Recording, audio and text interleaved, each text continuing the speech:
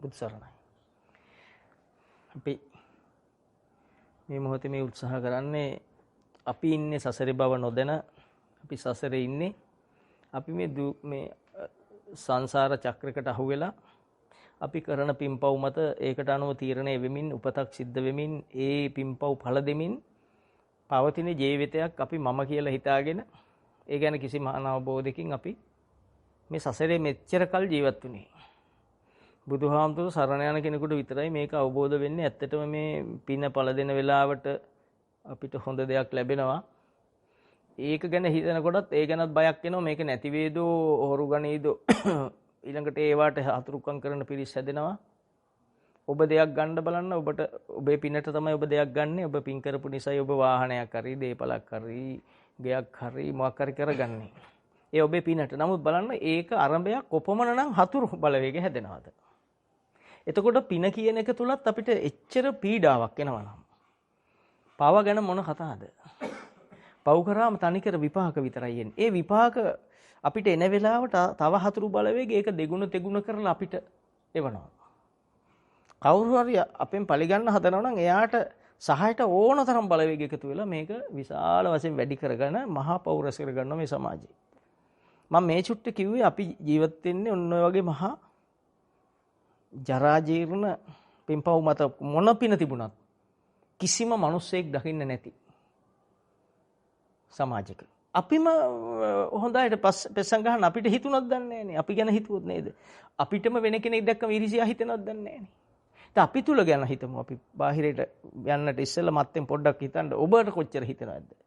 කෙනෙක් දෙයක් ගත්තාම ඔබට කොච්චර වෛරයක් හිතනවද? අපිට නැහැනේ කියලා අරකට විරුද්ධ සිත ඔබේ පහළ වෙනවා. හැබැයි ඔබ හදන්නේ නැහැ මේ සිතුවිල්ල. නමුත් ඔබට පහළ වෙනවා. ඒක මේ අනාත්මයි කියන්නේ. එතකොට ඔබ උසස් වීමක් බලාපොරොත්තු වෙන වෙලාවට ඔබ එක තරගයට හිටි අනික් කෙනා පාස් වෙනකොට ඔබට ඒ ගැන වෛරයක් හෝ අසහනයක් උපදිනවද? ඉතින් අපි මේ භවයේ මොකද්ද හොඳ මං අහන්නේ. ඒ උසස් වීම ලැබපු කෙනා උසස් වීම ලබන්නේ තව හතුරෙක් නිර්මාණය කරගෙන. ඊට පස්සේ එයයි ඒක රැක ගන්න ලොකු දරුණු වෙන්න වෙනවා. මොකද අර හතුරු බලවේග නසන්න දරුණු වෙන්න වෙනවා. අවිද්‍යාව තියෙන සමාජයේ ක්‍රමය ඒක.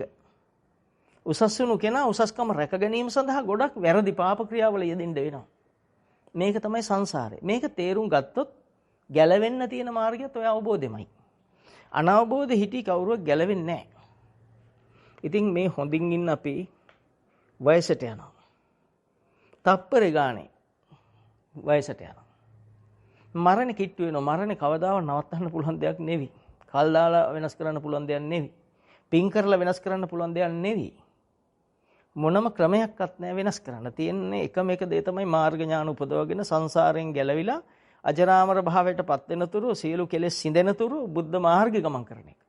ඒ විසඳුමට එන්න පුළුවන් කීයෙන් කී දෙනාටද? මහ පොළොවේ පසුත් නියාගට ගත්ත පස් පිටත් උපමා කරලා පෙන්වුවේ මෙන්න මෙච්චර ටික දෙනෙකුට පුළුවන් දෙයක් කියලා. ඒවා 100ට ගණන් වලින් කියන්න බෑ එතකොට. මහ පොළොවේ තියෙන පස් ගොඩද මේ නියාග තියෙන පස්ද ගොඩ කියලා ඇහුවා සමානද කියලා ඇහුවා ආනන්ද හැමතුරුන්. එතකොට ඔබට හිතන්න පුළුවන් ඔබ එහෙම හිතුවොත් කොපමණනම් මේ ලෝකේ අපි විතරක් යන්නේ එහෙනම් අනිත් අයට බැරි අය කියලා අපි ඉස්සෙල්ලා තේරුම් ගත යුතුයි. නැත්නම් හිතනවා මේ ඇයි මං විතරක් යන්නේ? ඔබේ හිතෙන් ඔබ අඩපණ වෙනවා. මම විතරක් මොකද දහම අහන්නේ? අනිත් මිනිස්සු මේ විනෝදෙන් ඉන්නේ. අපි දුකට පේන්නේ විනෝද කියලා. අපි ඒ දුකට කියන්නේ සැප කියලා. නිකන් ඉන්න මිනිහ හොඳින් ඉන්නෝ කියලා අපි හිතන් ඉන්නේ. ඔබ ඒ මට්ටමට ඔබ වැටෙන්න වැඩි වෙලා යන්නේ නැහැ. අපි හිතනවා මොකටද අපි විතරක් මේ සුදු ඇඳගෙන මේ දහම අහන්න ඉන්නේ. අද මේ නිවාඩු දවසේ මේ වර්ෂාවසානයේ නේද මේ දෙසැම්බර් 31 දැන් 31st night කියලා මිනිස්සු ගන්න ඇවිදිනවා. මිනිස්සු වෙන විනෝදෙන් ඉනවා. අපි හිතන්නේ ඒක විනෝදයක් කියලා. අපිට එහෙම හිතෙන ඕන තරම්. පොඩ්ඩක් ඔය අර කටේමක් හරි ගාගත්තම විකල කෑම බැදලා අපි හිතනවා ඒක මහ විනෝදයක් කියලා. හැබැයි මිනිස්සු බැරිකමට කරන අසහනෙන් බේරෙන්න කරන දෙයක්. සහනයක් හොයන් කරන හම්බෙලා නැහැ කාටවත්. හම්බෙච්ච කවුරුවත් නැහැ. ඒ වෙලාවට ඒ කෙනා එයා දන්නෙත් නැහැ එයා කවුද. එයා එක්ක යන 4-5 දෙනෙක් ඕන. අන්න ඒකයි ලාභගත සැප. මේ 31st night කියන මේ හෙට අනිත් දෙන මේ බూరు දවසේ බීලා 4 ගාත ඉන්න මිනිහා උස්සන්න 4 දිනෙකටත් බෑ. උස්සන් ගිහිල්ලා ඇඳේ දිව්ව එයයි 31st night නේ ජනවාරි 1 වෙනි දෙන්නේ හද්ද මූසල තත්ත්වකින් තමයි ජවුරුද්දක් උදා වෙන්නේ. නමුත් අපි මේ තත්ත්වෙන් බේරෙන්න අපිටම කොච්චර ඥානයක් ඕනද? අපිට කොච්චර බලයක් ඕනද? අපි තුල ඒ පැත්තට ඇදෙන ශක්තිය තමයි වැඩි. ඕන කෙනෙකුගේ 30% අලුතෙන් අඳින්න. ඒත් හිතනවා අපි මේ අලුත් මිනිහෙක්. අපි අලුත් වෙන්නේ ඇතුළ සුද්ධ වුණු දවසට. අපි කවදාත් අලුත් වෙලා නැහැ. අපි අලුත් ඇඳුම් ඇඳ කියලා අපි අලුත් වෙලා නැහැ. නේද? අපි නෑවා කියලා අපි අලුත් වෙලා නැහැ. බුදුහාමුදුරුවෝ ඒකයි ඒවා දොඩන්නේ නැත්තේ. භාග්‍යතුන් වහන්සේ දොඩන්නේ හිත සුද්ධ කිරීමක් ගැන. එතකොට අපි දැන් කොපමණ නම් දෙසැම්බර් 31 වල් සමරන්න ඇද්ද? දැන් මේ අපි මේ ගත කරන මොහොතේ තව දවස් කීපකින් දෙසැම්බර් 31 දවස් 4කින් විතර. එතකොට හැබැයි අපි වෙනස් වෙලා නැහැ නේද? අපි හොයන සැප කියලා දෙයක්. සැප කියලා ලැබිලා තියෙන අසහනයක් මිසක් සහනයක්ද කියලා ඔබට ඥානය තිබෙනම්. බුද්ධ වචනේ තේ අවබෝධ වෙනවා නම්. ඒ අවබෝධ කරගන්න ඔබේ ශ්‍රද්ධාව තියෙනම් ඇත්තටම. සසර බය තියෙනම්. මේ ඔක්කොම ඉවරයි නේද මැරෙන වෙලාවේ. ඔය නිකන් ඉංග්‍රීසියෙන් කියන්නේ අපි කොවිඩ් කියලා. ජෝකර් නමක් ඒක. නිකන් ලෙඩට දීපු විහිළු නමක්. නමක් ඕනේ ලෙඩක් නෙන්නේ. අපි කියමු එහෙම දැනට කවුරුත් දන්නේ ලෙඩක්. ඇත්තටම ඉතින් ඕක හැදිලා මැරුණු. කෝ කරපු විහිණෝදේ. මැරෙන හැදුණු කෙනා මොනතරම් බයද ඉන්නේ දැන් ලෙඩේ නැහැදි හැදෙයි කියලා බය කොච්චර ඉන්නවද අපි. අපි හැංගිලා ඇවිද ගන්න විදියක් නැහැ. ඇවිද්දොත් ආහෙලා අනුවක් දාලා පිටිපස්සෙන් ගැට ගහලා නිකන් ඩායමක් රැස් වෙන්න දෙන්නේ නැහැ. එහෙන් PHI ලා පනිනවා. PHI ලා බයෙන්නේ, පොලිසියත් බයෙන්නේ, කවුරුත් බයෙන් ඉන්නේ. කවුරුවත් බය නැති අය නෑ මෙතන. ඔක්කොම ත්‍රස්ත බයක ඉන්නේ. අධික බයක ඉන්නේ. එතකොට කෝ මං අහන්නේ මේ ලෝකේ සැප? කොහෙද මෙච්චර කලක් හිටියා මේ සැපයි කියලා? කෝ සැප? මේ කතා කරේ බුදුහාමුදුරෝ දේශනා කර සියලු සංස්කාරය, සියලු සකස් වීම, සියලු තත්ත්වයන් දුකයි කියලා. ඔබට අවබෝධ කර ගැනීමේ ඥානය පහළ කරගන්න උදව්වකටයි මම මේ කතා කරේ. එතකොට බුදුන් වහන්සේලා මේ ලෝකයේ අපි දකින්නේ මේ ලෝකය සැපයි කියලා. අපි මේ ලෝකේ යොදාගන්නේ සැප හොයන්න. කමක් නැහැ අපි හොයමු. ඒක නවත්තන්න එපා. හොයන්න හම්බුණු දවසට අපිට කියන්න අපිත් එතෙන්ට එනවා. හැබැයි අපි මේ ලෝකේ සැප නැහැ කියලා අපට අපේ ප්‍රමාණයෙන් ඔප්පුණු නිසා අපි ඒවා අතහැරලා ලෝකෝත්තර මාර්ගෙට බුදුන් වහන්සේගේ ශ්‍රී සද්ධර්මයට අපි අවතීර්ණ වෙලා බොහෝ කලක්. ඉතින් ඒ දහම දිගේ යනකොට ඇත්තටම ඕන මේ දුක කියලා එනවා. සැප කියලා එන්නේ. දුක කියලා අවබෝධයි අපිට. නේද? ඒ දුක කියලා අවබෝධයෙන් දැන් දුකෙන් නිදහස් වෙන්න තෘෂ්ණාව මිදිය යුතුයි, තෘෂ්ණාවෙන් මිදිය යුතුයි කියලා අවබෝධය. නිසා තෘෂ්ණාවෙන් මිදෙන්න වීරිය වඩනකොට තෘෂ්ණාව තියෙනකොට පුදුම සතුටක්, පුදුම සැහැල්ලුවක් එනවා. ඒ ලෝකෝත්තර සතුට ඒක කවදාවත් නැති වෙන දෙයක් නෙවෙයි. ඒක අනිත්‍යට අහු වෙන දෙයක් නෙවෙයි. ලෝකෝත්තර මාර්ගය අනිත්‍යට අහු වෙන්නේ නැහැ. ලෝකය තමයි දුක. බුදුන් වහන්සේ ලෝකෝත්තර මාර්ගයේ දුක කිව්වේ නැහැ. ලෝකයේ දුකයි, දුකෙන් නිදහස් වෙනකොට අපිට උදා වෙන තැන දුකෙන් තොර තැනක්. නේද? සැපෙන් බර දුකෙන් තොර තැනක්. මරණයෙන් තොර අජර අමර. අමරණීයත්වයට. ජරාවටපත් නොවන තැනක්. එතන හදාගන්නේ අපි හිත සුද්ධ කිරීමෙන්මයි. අපි සිත කිලිටු කරගෙන සිත තුළ තියෙන අපවිත්‍ර ධර්ම එකතු කරගෙන අපි මේ මොහොත ගත කරන්නේ. ඒක ඉස්සෙල්ලා අපි තේරුම් ගන්න ඕන. ඇත්තට මට මේ බාහිර අය දකින්නකොට මොනවද හිතෙන්නේ? හිතෙන දේනේ ක්‍රියාත්මක වෙන්නේ. මොනවද හිතෙන්නේ?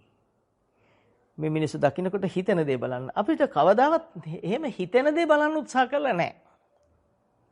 අපි හිතෙන දේ බලන වෙනකොට හිතට ආපු අදහස බාහිරේ තියෙන දෙයක් කියලා හිතාගෙන අපි බාහිරේ දිගේ ගියා. හතුරා කියන්නේ සිතුවිල්ලක තියෙන සංකල්පයක් කියලා හිතුනේ නැහැ. එහෙම හිතුනේ නැත්තේ ඒ ඥාන පරයය, දහම් පරයය, බුද්ධ වචනය, සම්බුද්ධ වචනය, චතුරාර්ය සත්‍ය අපිට අවබෝධ වුණේ නැති නිසා. ඒකට එක්ක සුදුසුකම් මේ වෙලාවේ පහළ වෙලා නැහැ. ඒ වෙලාවේ පහුවෙලා පහළ වෙයි. එදාට ඔබට අවබෝධ වෙන්නේ තොච්චරයි. ඔබ සසරෙන් ගැලවෙන කවදා හරි ගෞතම සම්මා සම්බුදුන් වහන්සේගෙන් හරි, මෛත්‍රී බුදුන් වහන්සේගෙන් හරි, ඊට පස්සේ බුදු වෙන උතුමගෙන් හරි අහන්න තියෙන මේ ටික විතරයි. සීල සංස්කාර දුකයි කියලා. එතකොට ඔබ හොයාගෙන යන මේ හැම එකක් තුළම දැකීම නිසා, ඇසීම නිසා ඔබට මොකක් හරි සංකල්පයක් පහළ වෙලා ඇති. ඒ සංකල්පය ඇතුලේ ඇති කෙලස් ටිකක්. ඒ කෙලස් ටික පේන්නේ නැහැ. කෙලස් ටික පේන විදිහට නෙමෙයි අපේ ඇස, කන, නාසය, දිව, ශරීරය, මනස වැඩ කරන්නේ. ඒක වැඩ කරන්නේ ඉන් ඔබ්බක් පෙන්වන්නේ අපිට. අපිට බාහිරේ බලන් ඉන්නකොට එළී ඉන්න කෙනා හතුර කියලා පේන්නේ. මං හිතනවා මේ චුට්ට තේරුම් ගත්තොත් විශාල මුළු බුද්ධ දර්ශනයම බුදුන් වහන්සේගේ ශ්‍රී සද්ධර්මයම අවබෝධ කරගත්ත වෙනවා. මෙතනින් එහා ඔබට ඥාන පහළ වෙයි. ඔබටම අවබෝධ වෙයි මේක ඇත්ත කියලා. එළී ඉන්න කෙනා හතුර කියලා මට හිතෙන වෙලාවේ ඒ මගේ හිත තුල විතරයි මේක තියෙන්නේ. එළියේ තියෙන දේ ඇසට රූපයක් කියලා තාම අපිට ඔප්පු වෙලා නැතුව ඇති. ඇසත් එක්ක ගැටෙන දෙයක්. මේක ඇසට රූපයක් එළියේ තියෙන්නේ. මගේ හිත තුලයි හතුර කියලා මේ සංකල්පෙ මැවුනේ. එන මේ සංකල්පයේ තුල හතුර කියන අදහස තුල මගේ අසහනය මැවිලි ඉවරයි. මම මේ අසහනයට එකඟ වෙලා කියන එකේ අර්ථය තමයි මගේ සිත කය වචනය ඒ සංකල්පෙන්මයි නිර්මාණය වුනේ මොහොතට. පරිවර්තනය වීම සංකාර කියන්නේ.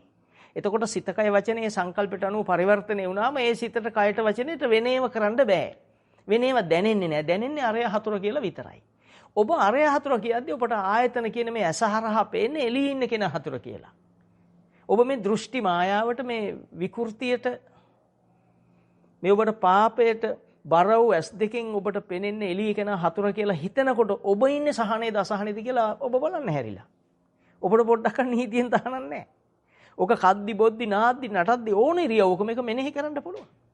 වාහනේ පදවද්දි, වාහනේ වාඩි වෙලා යද්දි ඕනේ ඉරියව්වක මේක මෙනෙහි කරලා ඔබේ හිත බලන්න ඔබට මොකු ප්‍රශ්නයක් නැහැ. හිත බැලුවා කියලා වාහනවල හැපෙන්නේ නැහැ. ඒක තීරණය කරන වෙනම සංකල්ප ටිකකින්. ඒක ඉබේ සිද්ධ වෙයි. ඔබ ඕනතරම් උඩ බලන් ගිහිල්ලා වලවල් උඩින් පැනලා ගිහිල්ලා ඇති. නේද? නේද? වැටිලත් ඇති. ඒ අවිද්‍යාව තුල යනකම් ප්‍රඥාවට ආම ඒක මෙනෙහි කරද්දි හොඳට ඇස පේනවා. එතකොට දැන් මේ හතුර කියලා ඔබ එළිය කෙනා දිහා බලාගෙන ඉන්නවා කියන්නේ ඔබේ හිතට මෙහෙම සංකල්පයක් ආවා කියලා ඔබට පේන්නේ නැහැ. දැන් ඔබ මේ අසහනය ඔබ එකඟ වෙලා ඔබ මේකට කැමති. එහෙම හිතන්න ඔබේ හිත ස්වභාවයෙන් කැමති. හිතේ ස්වභාවය තමයි ආපු අදහස අල්ලගන්න එක. ඒක තමයි රූප තෘෂ්ණාව කියන්නේ. කාමය කියන්නේ මේ රූපේ පහළ වීම. ඒතර කාම තණ්හා කියන්නේ මෙන්න මේ කාමයන් කෙරෙහි සිතේ එකඟ බව. එකඟ වෙලා ඉන්නේ. එතකොට ඔබට පේන්නේ එළිය කෙනා හතුර කියලා. දැන් ඔබ ඉන්නේ සහනේද අසහනේද කියලා ඔබ කාටවත් මේ දහම දන්නේ නැත්තම් පේන්නේ නැහැ. දහමට පින් සිද්ධ වෙන්න බුදු පියාණන් වහන්සේට කොච්චර ගෞරව කරත් මදි. මේක තේරුණාට පස්සේ අපි පුදුම සතුටක් විඳිනවා. මොකද ඒ දුක සතුට බවට අපි විසින් ඉබේ පරිවර්තනයක් කරගන්නවා මේ ප්‍රඥාව මුල් කොට. සම්මා දිට්ඨියටපත් වීමෙන් හතුරා කියන්නේ සිතුවිල්ලක් කියලා හිතනකොට වෛරය අතුරුදහන්, ක්‍රෝධය අතුරුදහන්. එතන මේ මොහොතට කියන්නේ සත්‍ය ඥාන කියලා. සත්‍ය ඥාන කියන්නේ ඔබට ඔබව පේන ඔබේ ඇතුළාන්ත පේන මොහොත. අසවලා හතුර කියලා හිතනකොට අනේ මේක සිතුවිල්ලක් නේද කියලා හිතනකොට ඔබේ හිතේ පහළ අකුසලය අහෝසි වෙලා යනවා. මතක තියාගන්න. ඒ තරම් වටින දෙයක් මේක මිල කරන්න බෑ ඇත්තටම. මේ චුට්ට තේරුම් ගන්න තමයි අපි මේ සසරේ එන්නේ නැත්තේ පෙරම් පුරාගෙන. මේ ඉන්න 3-4 දෙනාටවත් තේරෙනවා නම් මොනතරම් ශ්‍රේෂ්ඨද? ඒ 3 දෙනෙක් එක්කෙනෙක් හරි ගලව ගන්න පුළුවන් නම් ගැලවෙනවා නම් මේ බුද්ධ වචනෙන්. එතකොට හතුර කියන්නේ සංකල්පයක් කියලා හිතන මොහොතේ බාහිර රූපය, බාහිර ඇසත් එක්ක ගැටෙන රූපය ඔබ මුලා වෙලා හිටපු එතනින් මුලාවෙන් නිදහස්. අන්න ඒකයි මෝහෙන් නිදහස් කියන්නේ. එතකොට හිත සුද්ධ වෙන්න ගත්තේ එතනයි. අපි නිවන් දකින්න නම් පළමුව පවෙන් ගැලවෙන්න ඕන. සබ්බපාපස්සා කරනවා. දැන් පව කියන්නේ මොකද්ද? නරක අදහසකින් මොන හෝ ක්‍රියාවක් සිතින් කයින් වචනෙන් කරයිද ඒකාන්තෙම සංසාරේ දුගති වල යනවා. പ്രേත වස්තු කියවපු අය නොකියවපු අය තේරුම් ගන්න දෙවෙනියට තියෙන പ്രേත වස්තුව. මුගලන් මහ රහතන් වහන්සේ අහනවා දෙවඟනකගෙන් මෙච්චර ලස්සන ශරීරයක් තියාගෙන මේ දිලිසෙන මහා රන්වන් පැහැති ශරීරයක් තියෙන තාගේ මුකේ යෝධ පණුව නාහේ විදන් එළියට පනිනවා. කටින් හැමඩ දුගඳ යදුනක් විතර දුරට ඇහෙනවා. කිනම් පවකින් කිනම් පිනකින් මේ දේ වුණාද කියලා.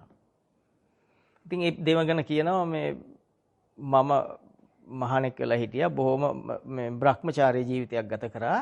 හැබැයි මං දරුණුයි. මම අනිත් අයට දරුණු වචනෙන් කතා කරා. ඒ දරුණු වචනෙන් කතා කරන නිසා මගේ කටේ පණුව දැම්මා. මම සිල්ලත් හිටි නිසා මගේ ශරීර රූමත්. ගිහිල්ලා කියන්න මොගලන් හාමුදුරන්ට කියන්නේ අර්ධ ප්‍රේතයා. ගිහිල්ලා කියන්න මිනිස්සුන්ට හොඳ දේ කරන්න නරක වචනයක්වත් පාවිච්චි කරන්න එපා කියලා. අපිට මේවා කිව්වහම අපිට පුළුවන් මේ කියන එක ආදර්ශයක් කරන් අපේ ජීවිතේ පරිවර්තනයක් කරගන්න. එතනයි බුද්ධ ශාසනය තියෙන්නේ.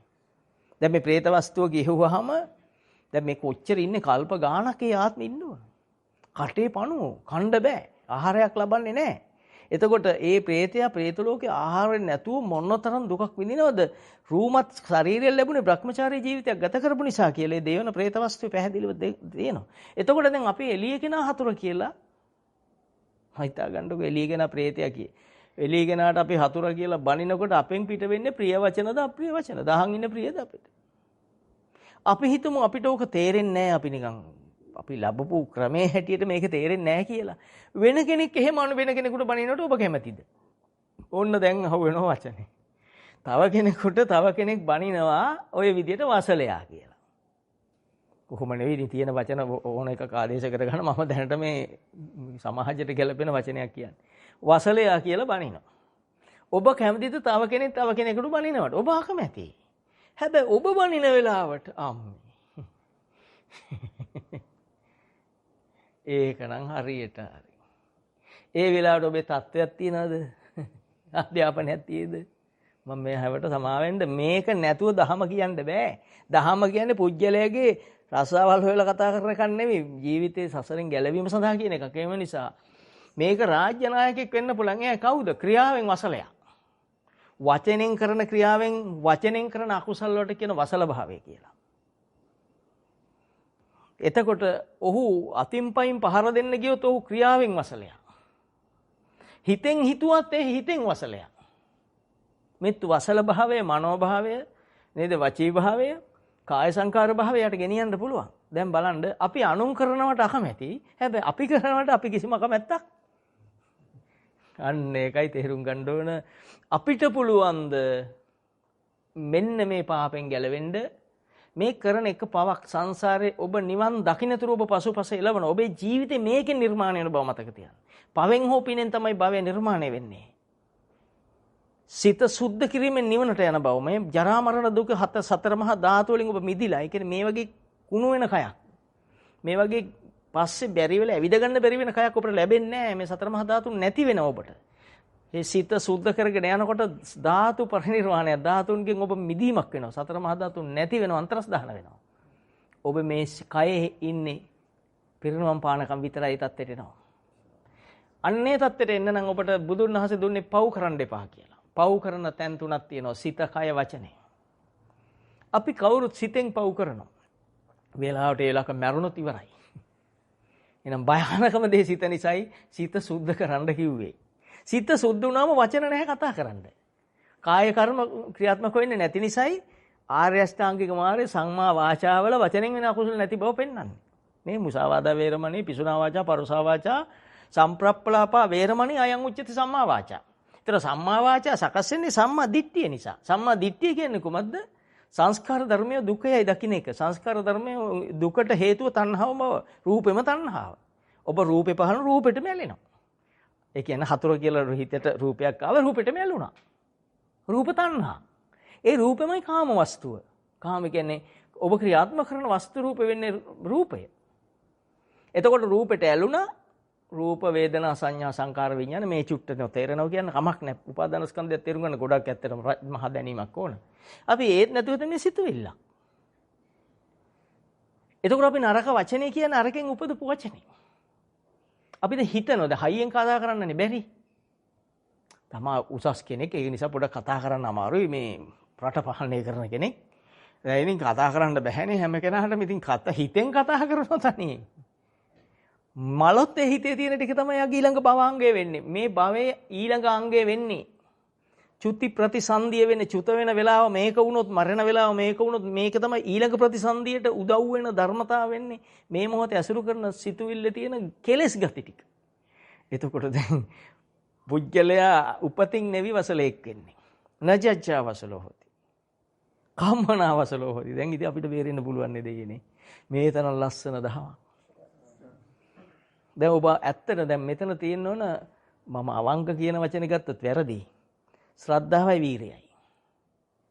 ශ්‍රද්ධාව කියන්නේ ඔබ සංසාරෙන් ගැලවෙන්න ඔබ තුල තියෙනා වූ කැමැත්ත.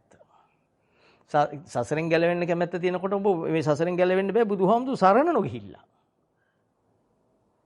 තේරුණාද? කවදාවත් ඔබට බෑ ධර්මයේ සරණ ගිහිල්ලා ගැලවෙන්න. සංඝ කියන්නේ බුදුන් වහන්සේ පෙන්නනවා ඒ ප ဋ ාණ ප්‍රකරණේ ওই ස්ථානවල විග්‍රහ කරන තැන්වල පෙන්නනවා සංඝ කියන්නේ කෙලෙස් ප්‍රහාණය කර මාගේ ශ්‍රාවක පිරිසයි කියලා. ඒතර ඔබට ආදර්ශය ඔබ ගන්නකොට ඔබේ ජීවිතේ ඒ පැත්තට යන්නේ. ශ්‍රාවක මහා සංඝරත්නයේ විදියට ඔබේ ජීවිතේ ගමන් කරන්නේ. තෙරුවන් සරණ යවෙන්නේ නෙමෙයි.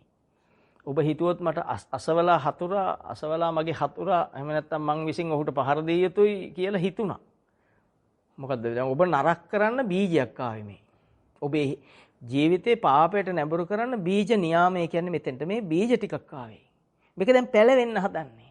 මේකට ඇලුනොත් නූපන් අකුසල් උපදිනවා. තව අකුසල් සිත් තව ඔබට පව් කරන්න ඕන තරම් මාර්ග හදලා දෙනවා හිත. ක්ලේශ මායя කියන්නේ එතන මායя ඔය කෙලෙස් වලට ඔබ බලපෑම් කළ ඔබ සංසාරේ තිය ඊළඟ මොහොතේ ක්ලේශ මාර. තේරුම් ගන්න මේ හරි භයානක තැනක්. මම මෙහෙම සරලව කිව්වට මේක මම අවබෝධ කරගන්න මහා කල්ප ගන්න කියන්නට ඇති ඇත්තටම. මේක ලේසියෙන් අවබෝධ වෙන එකක් එහෙම නෙවෙයි. කිව්වට ඉතින් දැන් අපිට තේරෙන බව අපි කියන්නේ මේ වෙලාවේ තේරෙන බවයි ඒකේ පිහිටා ඉන්න පුළුවන් බවයි. දෙකක්. කොතනම් බුදුන් වහන්සේගෙන් දහමහලා දහම අවබෝධ වෙච්ච දහම ගැන ශ්‍රද්ධාව ආපු පිරිස් මැරිලා මරණාසන්න වෙලාවේ ශ්‍රද්ධාව වතුරු දාන්නේලා ශ්‍රද්ධාව බලවත් නොවුණු නිසා සතර අපාගත වුණාද? එහෙම නිසා. හරි භයානකයි ඒක. ශ්‍රද්ධාව විස්තර වෙන තුරු සංසාර බය ඔබට එන තුරු ඔබේ හිතට එන්නේ නැහැ හොඳ ඒවා. මොකද ඒ ඔබ කරන වැඩක් එහෙම නෙවෙයි ඔබ සතුටු වෙන්නේ මේක. ඔබ කවුරුත් අසරණ මෙතෙන්දී අපි ඔබ කවුරුත් අසරණ මෙතෙන්දී රූපයක් දකිත් කෙලෙස් පහළ වෙත්. ශබ්දයක් අසත් කෙලෙස් පහළ වෙත්. ගන්ධයක් දැනෙත් කෙලෙස් පහළ වෙත්. ගන්ධයකම සුගන්ධයක් හෝ දුර්ගන්ධයක් දැනෙත් කෙලෙස් පහළ වෙත්. පහළ වෙනකන් උපදිනවා. හරිද? දිවට රසයක් දැනෙත් කෙලෙස් පහළ වෙත්. කයට යමක් දැනෙත් කෙලෙස් පහළ වෙත්. මනසේ යමක් මතක් වෙත් කෙලෙස් පහළ වෙත්. ඇත්තද නැද්ද? මේක දකින්න. එතකොට මේ පහළ වෙන කෙලෙස් ඇසුරු කිරීමයි ක්‍රියාව කියන්නේ. ක්‍රියාවෙන් වසලයක්. කම්මන වසල හොති. උපතින් වසල නෙවෙයි. ඔබට ප්‍රහාණය කරන්න දෙයක් ඉගෙනුවනේ. ඔබට ඇසුරු නොකර ඉන්න සිත සුද්ධ කරන්න කිව්වනේ. එහෙනම් සිත කියන්නේ කිලිටි වීමක්. පිරිසිදු සිතට ආගන්තුක වෙන කියන වර්තමානට පහළ වෙන කියන එකයි. මේ මොහොතට ඇසට රූප පේනකොට පහළ වෙන අදහසක්. ඒතකොට අදහස පහළ වෙන නිසා ඒ සිත ප්‍රබාසරයි. ඒ ප්‍රබාසර සිත කිලිටු වෙන්නේ මේ ආගන්තුකෝ මේ මොහොතට එන සිතුවිල්ල නිසායි. ප්‍රබාසර මිදම් බික්කවේ චිත්තං තංචකෝ ආගන්තුකේ උපක්කලේශ උපක්කලිට්ටං කියලා බුදුහාමුදුරුවෝ පෙන්නන සිත ප්‍රබාසරය ඔබ කාගෙත්. මේ සිතුවිල්ල නිසා නේද කිලිටු වෙන්නේ? සංකල්ප නිසා නේද? මේ ටික තේරුම් ගන්න පුළුවන් නම් බුදුහාමුදුරුවෝ කිව්වේ දේශනා කරේ පින්වත් බුදු පියාණන් වහන්සේ දේශනා කළ වදාරේ කොහමද? සක්විති රජකමට වැඩිය සෝවාන් මාර්ගය උතුම් කියලා. සක්විති රජකමට ගරු කළේ නැහැ. පටක්ඛ්‍යායක රජ්‍යේන සග්ගස්ස සමනේනවා. නේද? මේ ලෝකේ රජ වෙනවට වැඩිය සප්ප ලෝකාධිපත්‍යන ලෝකේ අධිපතිකම් කරනවට වැඩිය සෝවාන් මාර්ගය සිත සුද්ධ කරන මඟ ශ්‍රේෂ්ඨයි කියලා බුදු පියාණන් වහන්සේ දේශනා කළා. මේක පුළුවන් හෝ බැරි කියන තැනක් ඔබට ඇති. පුළුවන්කම තීරණය වෙන්නේ දැන් ඔබට දුවන්න බෑ. හොඳයි සුනාමියක් එනවා කිව්වොත් ගම් වතුරක් එනවා කිව්වොත් අන්න හරිය මිනිස්සු මරමර කෙනෙක් කඩුවක් අරන් එලවනකොත් ඔබට දුවන්න පණ එන්නේ නැද්ද? දනිස් සමහරු තියෙයිද? ඔබ පණ කඩන් දුවනවා. පුදුම ජවයක් එනවා. ඒ ජවය අර සියලු ලෙඩ අභිබවා යනවා. ඔබට සසර බය ආවොත්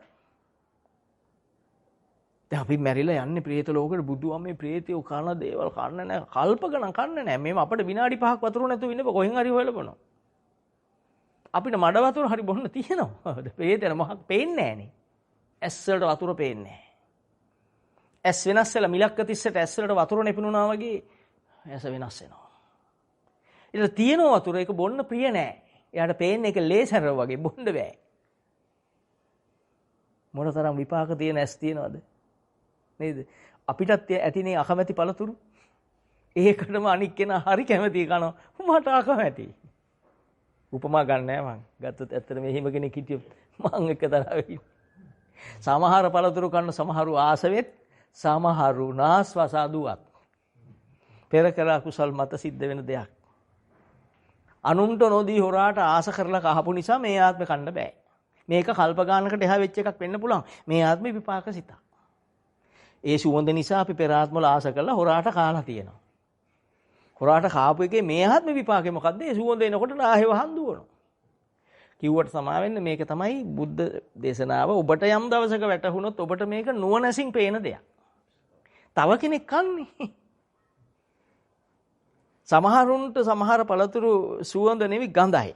සමහරුන්ට ඒ පළතුරු හරි සුවඳයි. සමහරුන්ට අන්නාසි කෑම ඇඟේ පළු වෙනවා.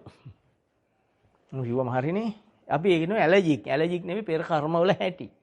බුදුන් වහන්සේ ඇලර්ජික් කියලා දේශනා කරේ නැහැ. බුද්ධ දේශනාවේ තියෙන පෙර කරපු කර්ම විපාකයක් මත වෙන එකක්. එතකොට මේ ආහාරය සියල්ල තියෙන පෙර කර්මයෙන් කම්ම බඳු කම්ම පටිසරණ. ඒකට අනුව සිද්ධ වෙන දෙයක්. එතකොට දැන් අපි කරන එක ඊළඟ මොහොත තීරණය කරනවා. එදා කරපු එකෙන් මේ මොහොත තීරණය වුණා. මේ මොහොතේ පිම්පව් කරන්න පරිසරය හැදුණා. එදා එක යොදන් තාම මේ වැඩ වට්ටෝරුව නවත්තලා නැහැ. පව් කර කර යනවා. මෙන්න මේ චුට්ට අවබෝධ වුණොත් ඔබට අර වචනෙන් කරපු එකෙන් මොනතරම් පාප කර්ම විඳිනව නැද්ද? නේද? බුදුරජාණන් වහන්සේ ඔය කුෂ්ඨ රෝගියෙක් හිටිය සුප්පබුද්ධ කියලා. ඒ කුෂ්ඨ රෝගියා ගැන කියනවා පෙර පසේ බුදුවරයෙක් දැකලා අහනවා ශරීරේ කුණු වෙලද වහගෙන යන්නේ කියලා තුක් ගාලා කෙල ගහන පැත්තකට. කල්ප දහස් ගාණක් අවීචි වල හිටියා. මම බුද්ධ වචනේ කියන්නේ තියෙන ටික. අපදාන පාළි. හරි ත්‍රිපිටකයේම සූත්‍රයේ ඒ විදිහටම මේ කියන්නේ. එතකොට කල්ප ගාන නිරේ ඉඳලා වචනේ විපාකේ. පැත්තක යන ප්‍රහතන් පසේ බුදුරෙකුට ඇඟ කසනවද කසානවද ඔය වහන් යන්නේ කියලා සිවුරට අපහාස කරා. අපහාස කරලා පැත්තකට කියලා ගැහුවා. විපාකෙට නිරේ කල්ප දහස් ගාණක් ඉඳලා. මනුස්ස ලෝකෙට ඇවිල්ලා ඒ විදිහටම මුළු ඇඟේම අරයා කිව් කසානම හැදිලා එයිට වහගෙන ඉන්න උනේ. මතකයේ දඬුවම. නමුත් සංසාර කතරෙන් එතර වෙනවා. ඒ ඔක්කොම කර්මයේ තියෙද්දි සසර කතරෙන් එතර වෙනවා. තවත් කර්මයේ තියෙන කෙනෙක් මේවා තේරුම් ගන්න මේ කියන්නේ ඔබ කරපුවා ඒ විදිහට වෙන හැටි. පොඩ්ඩක්වත් වෙනස් වෙන්නේ නැහැ. වැඩි වුණොත් මිස අඩු වෙන්නේ නැහැ. කර්මයේ එන්න වැඩි වෙනවා. පොඩි ළමයා කාලේ උල ගම මැද උල තියෙන කෙනෙක් බලන්න ගිහිල්ලෙද්දි මෙයත් සතෙක් අරන් උලක ඇන්නලා ආවා. ආත්ම 400 ගානක් යත් උල්වල තිබ්බා. සාරිපුත්ත මහ රහතන් වහන්සේගේ සේනාවේ හිටියේ පරිවාර භික්ෂුන් වහන්සේලාගේ භික්ෂුවක් පින්වත් සරියුත් මහ රහතන් වහන්සේට පැන් ගේන්න පොකුණට ගියා. ගිහිල්ලා පැන් පාත්‍රය අරන් තියලා මූණ සෝදනවා. ඒ අතරේ හොර මුලක් පස්සෙන් රජ්ජුරුන්ගේ සේනාව එළවනවා. ළමයා යනකොට හොරු දැක්ක පාත්‍රයක් තියෙනවා. පාත්‍රයට ගෙනියන රත්තරන් බඩු ටික දාලා හොරු හැංගුණා. රාජසෙබළු ආව ඇවිල්ලා බැලුවකොට පාත්‍රයේ රත්තරන් බඩු තියෙනවා. එතකොට හිතුවා මේ හොරා තමයි වෙස්වලා ගත්තේ සිවුරක් ඇඳගත්තේ. උස්සගෙන ගියා. ගිහිල්ලා රජ්ජුරු අම්පසක්කරේ දා හිටියේ කිව්වා ගම මැද උල තියන්න කියලා. ඒ හොරකමට දඬුව මේක. උල තියෙන වෙලාවේ පින්වත් බුදු පියාණන් වහන්සේ සාරිපුත්ත මහ රහතන් වහන්සේත් එක්ක එතෙන්ට වැඩලා මේ අතීත කතාව කියනකොට සංසාර බය අධික ලෙස ආවා. තව හිටියත් මේක ඉවර නැtei කියනකොට තව බය වැඩි වුණා. අන්න ඒ වෙලාව මේ දහම් පරියාය එහෙම දහම චතුරාර්ය සත්‍ය දේශනා කරනකොට එකෙනෙහිම කෙලෙස් නැසිලා මැරෙන්නට ප්‍රථම පරිනිර්වාණ ධාතුවට සමාදින්න පුළුවන් තත්ත්වය හැදුණා. ඉතින් මේ බුද්ධ වචනේ මොනතරම් ගැඹීරද? ඔබ දැනගත යුතුයි දට්ඨබ්බ කියලා සූත්‍රයක් තියෙනවා. බුදුන් වහන්සේ ඒකෙදි දේශනා කරන මහණෙනි සැප වේදනාව දුක් වේදනාව ලෙස දකිව්. ඔබට සැපක් ආවොත් මොකක් කර දෙයක් සැපයි කියලා හිතුවොත් මේ දුක වේදනාවක් ආවා කියලා මෙනෙහි කරන්න කිව්වා. දුක වේදනාවක් ආවොත් හුලක් වශයෙන් ඒ කියන්නේ මට උලකින් අනිනවා කියලා හිතන්න කිව්වා. හරිනේ? උපේක්ෂා වේදනාවක් මේ දෙකටම අයිති නැති නොදැනීම අඩු මට්ටමේ වේදනාවක් ආවොත් ඒක අනිත්‍යයි කියලා මෙනෙහි කරොත් ඒකාන්තයෙන්ම සීල කෙලෙස් නැසෙනවා කියලා භාග්‍යතුන් වහන්සේම දට්ඨබ්බ සූත්‍රය දේශනා කරා නම් මේ බණ පොඩි වැඩක් කියලා තියෙන්නේ. අපිට බෑ නේද? දැන් ඔන්න කවුරු හරි හොඳ පළතුරු ටිකක් කනවා. අපිට එනවා හරි ෂෝක් කියලා. දැන් අපිට ආවේ සුඛ වේදනාවක් නේ. තණ්හාවත් එක්ක සුඛ වේදනාව. මේ සුඛ වේදනාව මොකක් කියලා මෙනෙහි කරන්න කිව්වේ මෙන්න දුක වේදනාව ආවා කියලා. අපිට එහෙම මෙනෙහි වුණා අර පළතුරු හොඳයි කියලා හිතෙනවා. ලේසි මොකද්ද? පළතුරු හොඳයි කියලා හිතන එක. අමාරු මොකද්ද? බුද්ධ වචනේ. තේරුණා නේද? ඒක තමයි මේක දුෂ්කර ක්‍රියාවක් කියන්නේ. හැබැයි කෙසේ හෝ මෙයා මෙනෙහි කරනෝ නෑ මේ ඒක සැපයි කියලා ආවේ දුක වේදනාවක්.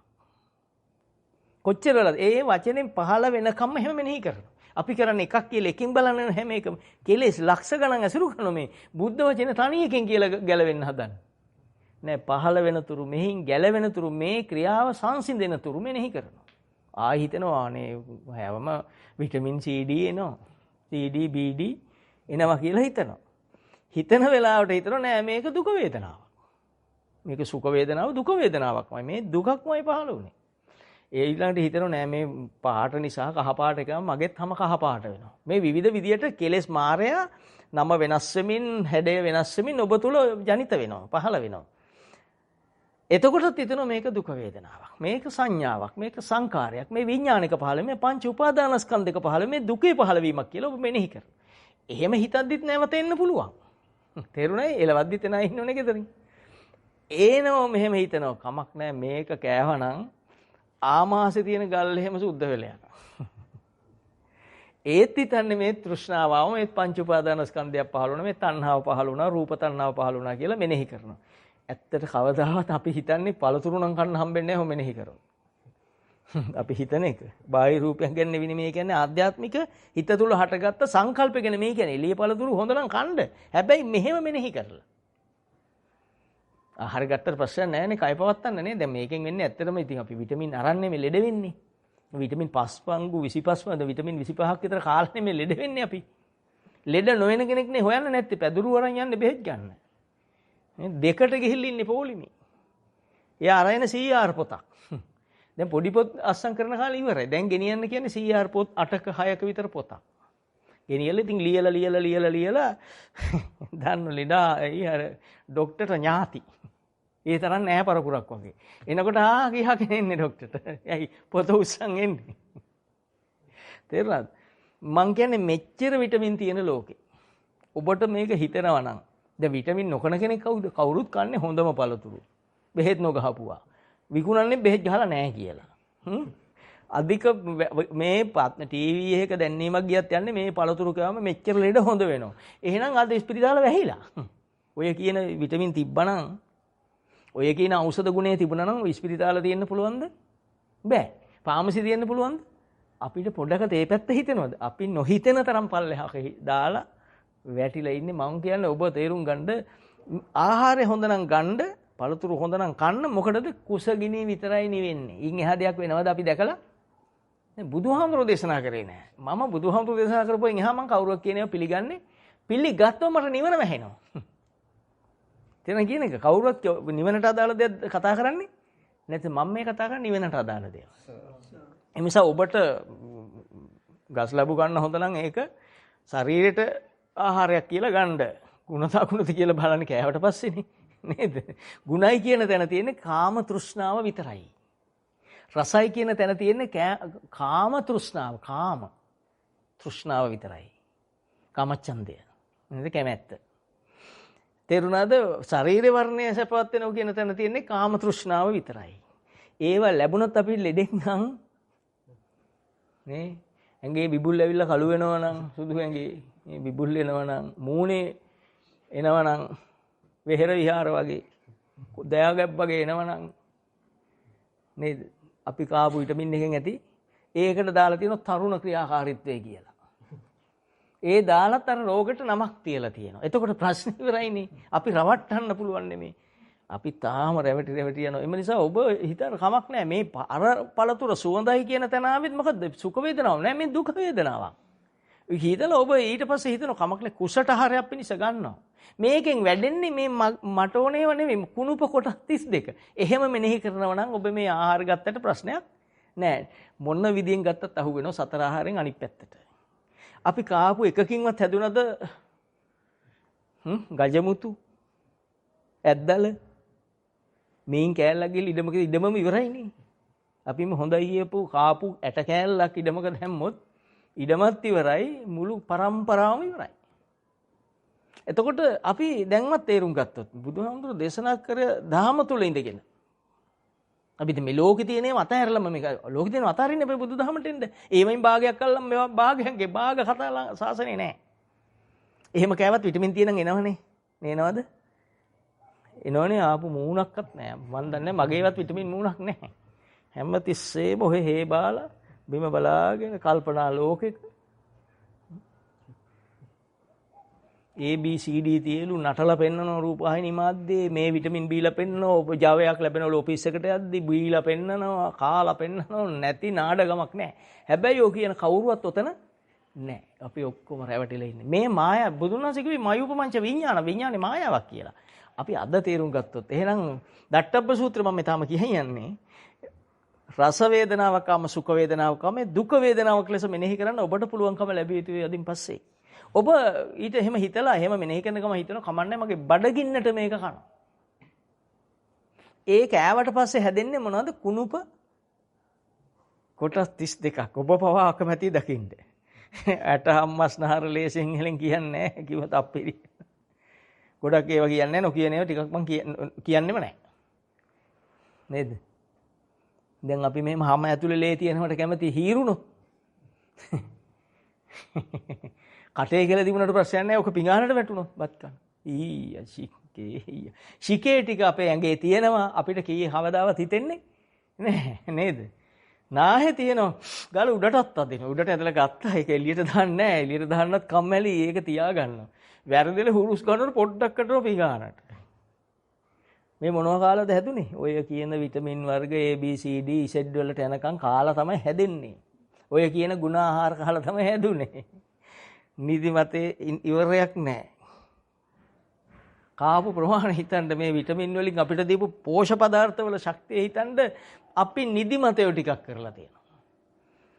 පැය 24ෙම එක තැන් වුණු ගමන් නිින්ද යනවා. වාඩි වුණෝ නිදි, හිටගෙන හිටියත් නිදි, වැඩක් කරොත් යන්තම් ඉන්නව ඇති. ඒත් හැබැයි බාගෙට නිදි. ඒකනේ නිදිමතෙන් කරන්නේ. අස්සන පටන් ගත්තද නෙමෙයි ඉවර වෙලා තියෙන්නේ වෙන රූලක. මේක තමයි සංසාරේ හැටි. හැබැයි අපිට දැන් කියන නිසා තේරෙනවා. නැත්තම් මේක හිතුවේ මගේ ප්‍රශ්නයක් කියලා. දැන් මගේ ප්‍රශ්නේ නෙමෙයි සසරේ ප්‍රශ්නයක්. ඔබ පුජ්‍යලික වෙන්නේ නැපව ලෝකෙට පොදු කරලා බලන්න. අන්නේ ඇසින් අරගෙන මේ යම් දෙයක් ඇසෙන් දකිනකොට නාසයෙන් ගන්ධයක් දැනෙනකොට හොඳ සුවඳ විලවුන් ටිකක් දැනෙනකොට සුවඳයි කියලා හිතනකොට මේක සුඛ වේදනාවක් වෙන්නේ. හිතට සැපයි කියලා දැනීමක් එන්නේ. ඒක වේදනාවක්. සුඛ වේදනාව. ඒක දුක වේදනාවක් ලෙස බාර ගන්න කිව්වා. ඔන්න බුදුහාමුදුරු දුන්නු තීන්දුව. දැන් බුදුන් වහන්සේ දකින්න කිව් විදිහට නොදැක අපි නිවනට යන්නේ නැහැ. එතකොට එනවා පළතුරු කපුව ගමන් මැද ඉන්නව සුදු පාට දිග විටමින් කන්නාපු තව කෙනෙක්. පණුවෙක්. නමම කිව්වා දැන් පණුවෙක්. දැන් අපිට එන්නේ සුඛ වේදනාවද දුක වේදනාවක්ද? දුක වේදනාවක්. මේ දුක වේදනාව ආවට පස්සේ අපිට ද්වේෂයට වැටෙන තප්පරයයි යන්නේ. පණුව එක්ක මහා වෛරෙන් ඊළඟට මුදලාලි මතක් වෙනවා. විකුණන මුදලාලි. මේ ටික ඇවිල්ලා ඇති ඔබට නේද? අපරාධ සල්ලි කියලා හිතනවා. දැන් කීයක් ආවේ අකුසල් සිත්? මම මේ දෙක තුනක් කිව්වේ මේ ඊට වඩා එනවා. මං කඩේ ගියේ කෙනුත් වැඩක් නැහැ. දැන් කරන්න ගත්ත වැඩේ මම සැලඩ් එකක් හදන්න ගිහින් වැඩේ සැලඩ්ම වෙලා ගියා. දැන් කොයිතරම් අසහනකාරී ඔබ අසහනේ තියෙන ගිනි තියෙන සිතුවිලි පරම්පරාවක් ආව නේද? දැන් ඔබට හිතන්න පුළුවන්ද මේ ඔක්කොම සිතුවිලි ඔබට උලකින් යන්න වගේනේ. හිතට උලකින් යන්න වගේ හුලක් වශයෙන් දකින්න කිව්වා. මේ දුක වේදනාව හුලක් කියලා දකින්න කිව්වා. එතකොට එක්කෙනෙහිම වේදනාවෙන් මිදෙන බව බුදුන් වහන්සේ දේශනා කරා. ඒ මොහොතට ආපු වේදනාවෙන් ඔබ මිදෙනවා. දට්ඨබ්බ සූත්‍රය කියනවා දුක සුඛ වේදනාව දුක වේදනාවක් ලෙසත් දුක වේදනාව හුලක් ලෙසත් දකින්න කියලා.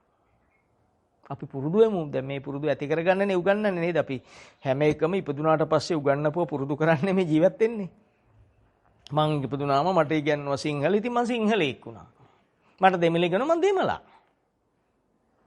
මට වෙන භාෂා ඉගෙනුවා ඉංග්‍රීසි කාර්යයක්. හැබැයි බත් කන කය එකයි. කට මේ ඔක්කොම තියෙන කොටස් 32 එකයි. අපි ඉගෙන ගත්ත දේ පවත්වන එකට නේද නම දීලා තියෙන්නේ. හොඳයි බුදුන් වහන්සේ දේශනා කර දේ පැවැත්වුවොත් අපි කවුරු කියලා කියන්නේ? බුද්ධ ශ්‍රාවකයා කියලා කියන්නේ. අපි දැන් ඉස්කෝලේ උගන්වපු එක පවත්වන නිසා අපිට කියන්නේ කවුද? අධ්‍යාපනඥා කියලා කිව්වේ. අඤ්ඤා කියන කැලල අගට ඇවිල්ලා තියෙනවා. මේ ඒක විතරයි පුළුවන්. ඒක නම් කොහොම හරි කරනවා අපි. අපි සියලු දෙනා මම ඇතුළු ඔබ සියලු දෙනාටම ඔච්චරයි. දැන් එහෙනම් ඔබ බුදුන් වහන්සේ දේශනා කර දේ පැවැත්වුවොත් විතරයි ඔබ බුදුහාමුදුරු සරණ යන කෙනෙක් බවට පතනේ මම ඔබ මේ දිරිමත් කිරිල්ලක් කරන්නේ. මම දන්නවා අමාරු වැඩක් කරන්නේ. තනි නගුල් කූරකින් මුළු මේ අක්කර දහස් ගාන කාණ්ඩ බෑ. මේක අමාරු වැඩක්. ඒ තරම් අමාරු වැඩක් මම මේ කරන්නේ. මොකද ඔබේ හිතේ කැමැත්ත ඡන්ද රාගය පහ කිරීමට මේ කෙලෙස් මාරය පහකරන්න ඔබේ හිත තුල ඡන්දය. ඒ සඳහා හිත ඒකම චිත්ත වීරිය වැඩෙන්න ඕන විමර්ශාව පහළ වෙන්න ඕන. නේද?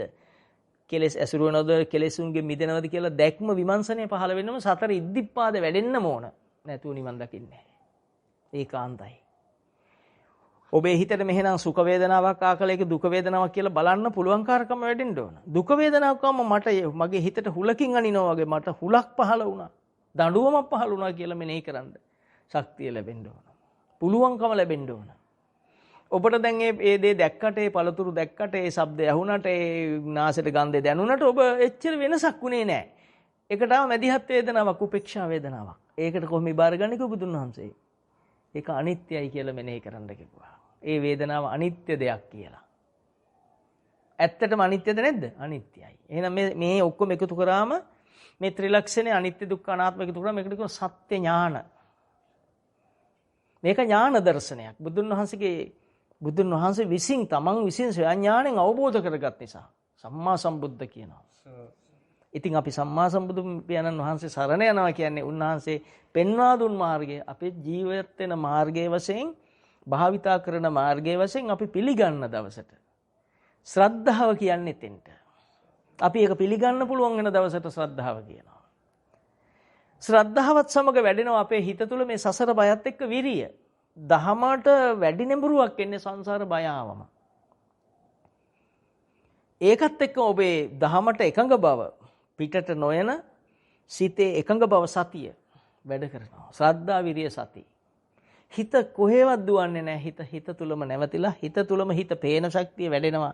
ඒකට කිව්වා සමාධි. එතකොට ශ්‍රද්ධාවයි විරියයි සතියයි සමාධියයි දැන් පවතිනවා. දැන් ඔබට තේරෙනවා මේක තමයි නිවැරදි මඟ කියලා. ඔබ තුලින් ඔබ නිවැරදි කියලා ප්‍රත්‍යක්ෂ ඥානය පහළ වෙන එකට කිව්වා ප්‍රඥාව කියලා. ඔන්න දැන් ඔබේ මූලික අංග ටික වැඩෙන නිසා මූලික ධර්ම ටිකට කිව්වා ඉන්ද්‍රිය ධර්ම.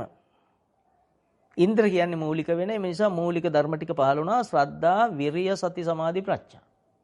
මේ වචන ඔබ මුකුත් දැනගන්න යන්න එපා. මේ වචන කී කී ඉන්නේ මේක අමාරුව නෙමෙයි මුකුත් එපා. මොකද්ද කරන්න කිව්වේ? මේ හිතට සංකල්පයක් ආවා. අදහසක් ආවා. එහෙම හිතන්න කොච්චරනම් අමාරුද? අහනවා මම හිතන්නේ බර කාලයක් අහන්න නැතිනේ. කල්පලක්ෂයක් ගියා කියන්නේ කෙනෙක් පෙරම් පුරන්න. දයාක සෞදෙනම එක අසංකේය කල්පලක්ෂයක් පෙරම් පිරුවා. පසේ බුදුරේ දෙය අසංකේයයක් ගියා පසේ බුද්ධත්වයට එන්න. දයාක සෞදෙනමට එක අසංකේයයක් යනවා. 140ක්. එච්චර කාලයක් පෙරම් පිරුවා. රහතන් වහන්සේ කෙනෙක් කල්පලක්ෂය පෙරම් පුරා. කල්පලක්ෂයක් කල්පෙට බින්දු ගානක් කොහෙ කියන්නේ? බින්දු ගානක් ඉතින් කවුරු හරි කියලා ඇති මේ මොඩ් ක්‍රමයට. මේ ලැප්ටොප් කම්පියුටර් බින්දු මදි. මම උපමා කියලා තියෙනවානේ ඒ තරම් දිග කලක් ඔබ පෙරම් පුරලා තියෙනවා උත්සාහ කරලා තියෙනවා වීරය වඩලා තියෙන එක ප්‍රතිඵලය තමයි අදත් මේ දෙන්න තුන් දෙනා හරි දහම අහන්න එන්නේ. අවුරුද්ද අවසානයේ ඉතින් අපි ඔළුවට එනවත් දන්නේ නැහැ නේ අලුත් ඇඳුමක් ඇඳම අපි අලුත් කෙනෙක් කියලා. අපි ජනවාරිත් ඇඳ අලුත් ඇඳුම්. අප්‍රේල් මෝඩයාගේ දවසෙත් අඳින්න නැති. දවස් මෝඩයටත් දීලා තියෙනුනේ දවසක්. බොරු කියන මිනිහට දිනයක් දීලා තියෙනවා. එහෙනම් මෝඩයා කියලානේ කියන්නේ. පළවෙනිදා. එතකොට අපි එදත් අඳින්න නැති සමහරට අලුත් ඇඳුමක්. අවුරුදු උදානේ කියලා අඳිනෝනේ. ඒ ඇඳුම අඳින්නේ මම දන්නවා 13 14. ඒ අඳින්නේ වෙන එකක්. ඉතින් ඇඳලා බැලුවා අපි හැඩද කියලා. අපි නම් හැඩ වෙලා ඇති. අපේ රූපේ පොඩ්ඩක් වෙනස් වෙලා පේනවා ඇති. ඒ තමන් හිතන විදිහට තමන්ට තමන් පේන හැටි. කණ්ණාඩි ඉස්සරහට ගියාම ඔබේ ඇහැට පෙන්නේ ඔබද ඇහැට රූපයක්ද?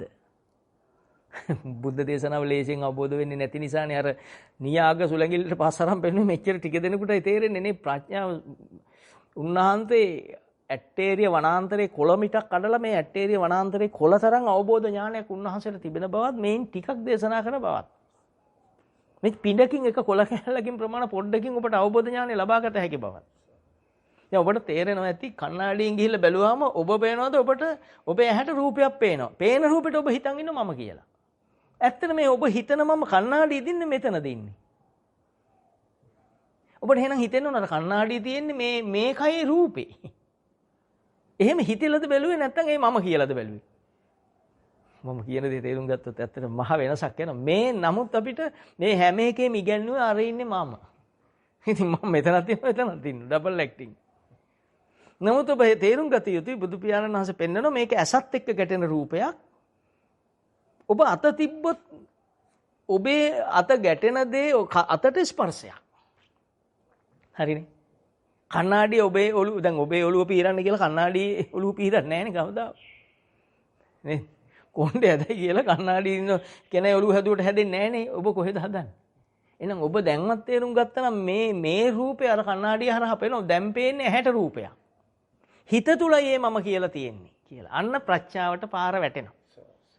මේ අවබෝධය ගන්න තියෙන්නේ පැටලු ලියා ගන්න තියෙන්නේ. මේ ගෙත්තම් කරු කියන්නේ සිබ්බණිය කියන්නේ ගෙත්තම් කරුට කියන නම මගදී බසෙන් ගෙත්තම් කරු කියන්නේ අපේ ස්වභාවයෙන්ම සංසාරේ කෙලෙස් එකතු කරලා ගැට ගහලා අපිට හිත වශයෙන් පහල කරලා දෙන එකට කිව්වා සිබ්බණිය කියලා. ගොතලා දීලා ඉවරයි අරයා මම කියලා හිතන්න. ඒක අනිත් පැත්තට ඔබ උඩුගම් බලා යනවා කියන එක අනිත් පැත්තට විග්‍රහ කරගන්න එක. එතකොට ඇසෙන් කණ්ණාඩිය ළඟට ගිහිල්ලා බැලුව කල ඇසට පෙනෙන දේ රූපයක්ය. අර මමය කියලා හිතන එක සිතුවිල්ලක් කියලා පොඩ්ඩක් හිතනවද? ඒ හිතන ගමන් කොණ්ඩේ පීර ගන්න.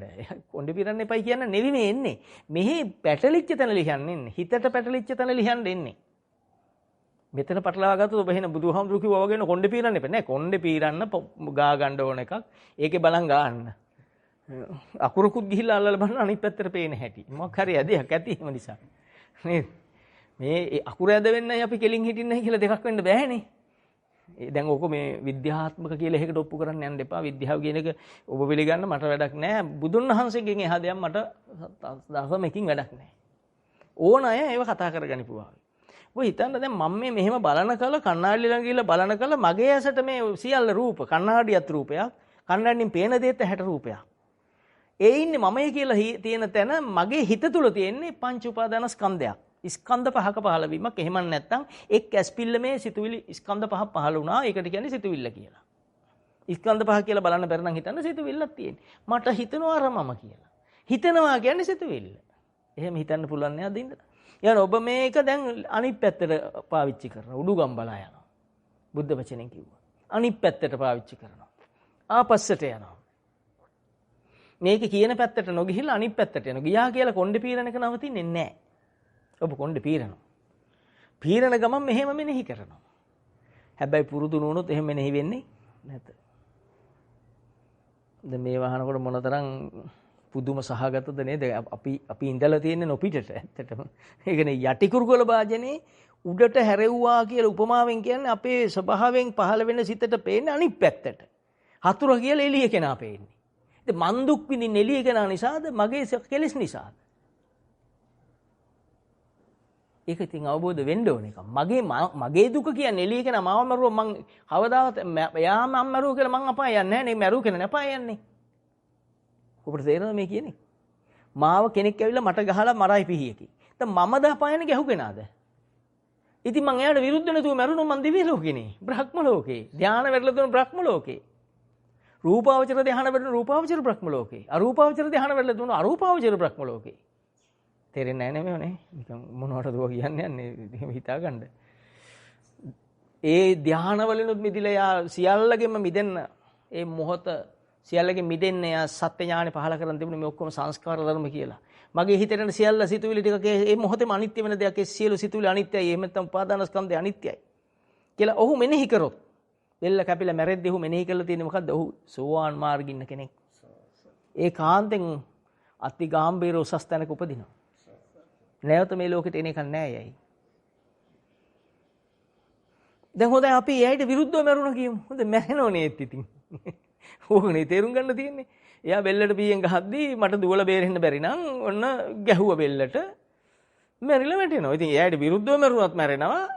දහම මෙනෙහි කරලා මරුණත් මැරෙනවා. දැන් දහම මෙනෙහි කළා මලොත් එයා මහේශාක්‍ය දිව්‍ය ස්වභාවයේ එක්ක ධ්‍යාන සම්පatti තිබුණ බ්‍රහ්ම ලෝකේ. එයාට විරුද්ධව මැරුණොත් කොහොම මැරිලානේ? නීච නිරේ එක්කෝ දරුණු සතෙක් කියලා ඔහු පසුපස යන්න ප්‍රේතෙක් යකෙක් කියලා ඔහු ඒකාන්තයෙන් උපදිලා මේ දුගතියට වැටුණා. දැන් බුදුන් වහන්සේ දේශනා කළා තියෙන කොයිතරම් උතුම් දෙයක්ද? අපිට සුගතියට යන්න උසස් තැනට යන හැටි. මේ පුරුදු වුණොත් කද්දි බොද්දි අපිට පුළුවන්කම එනවා. කද්දි බොද්දි නාද්දි ඇඳුම් ගලවද්දි ඇඳුම් නැවත අඳිද්දි ඉදිරිපස බලද්දි පසුපස මේ ඔක්කොම සංස්කාර කියලා බලන්න පුළුවන් වෙනවා. හුස්ම ගනිද්දි ඒක කාය සංස්කාරයක් කියලා බලන්න පුළුවන් වෙනවා. හුස්ම ගන්න ඔබ ගන්නවද?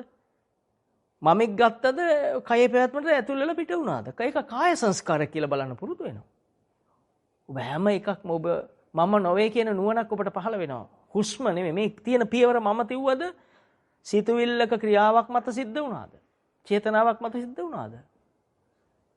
මේ ඔක්කොම කාය සංස්කාරයක් කියලා ඔබ බලන්න ඔබ බුද්ධ ඥාන පහළ වෙනවා. බුදු පියාණන් වහන්සේගේ සද්ධර්මයේ ජීවිතයේ ඇසුරු වෙමින් ඔබේ කෙලෙස් సంతානෙ හිඳෙන්න ගන්නවා. මේක තමයි මෙහි තියෙන මහා ගැඹීරකම ඇත්තටම.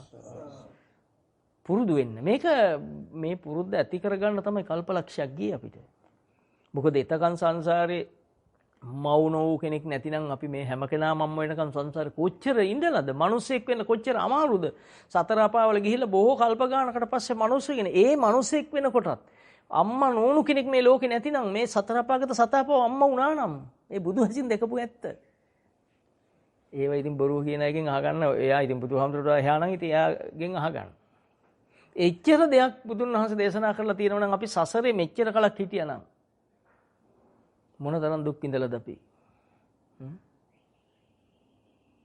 බුදුහාමුදුරුවෝ දේශනා කරන ඔය අහනකොට ඇත්තටම බොහොම කනස්සල්ලක් එනවා මට පවා විසාකාව දියරෙද්ද පිටින් දුවලාම බුදුන් වහන්සේ ගාවට තමන්ගේ මිනිබිරියක් නැති උනායි කියලා මතක ඇති මේ ඇයිද? බුදුන් වහන්සේ ඇහුවා විසාකාව නුඹ මේ දියරෙද්ද පිටින් කිමද කියලා. මගේ මිනිබිරියක් නැති උනා එක කියන්න ආවයි කිව්වා. දියරෙද්ද පිටින්. දියරෙද්දගේ කොණ්ඩේ කඩන් දාන් ආවේ.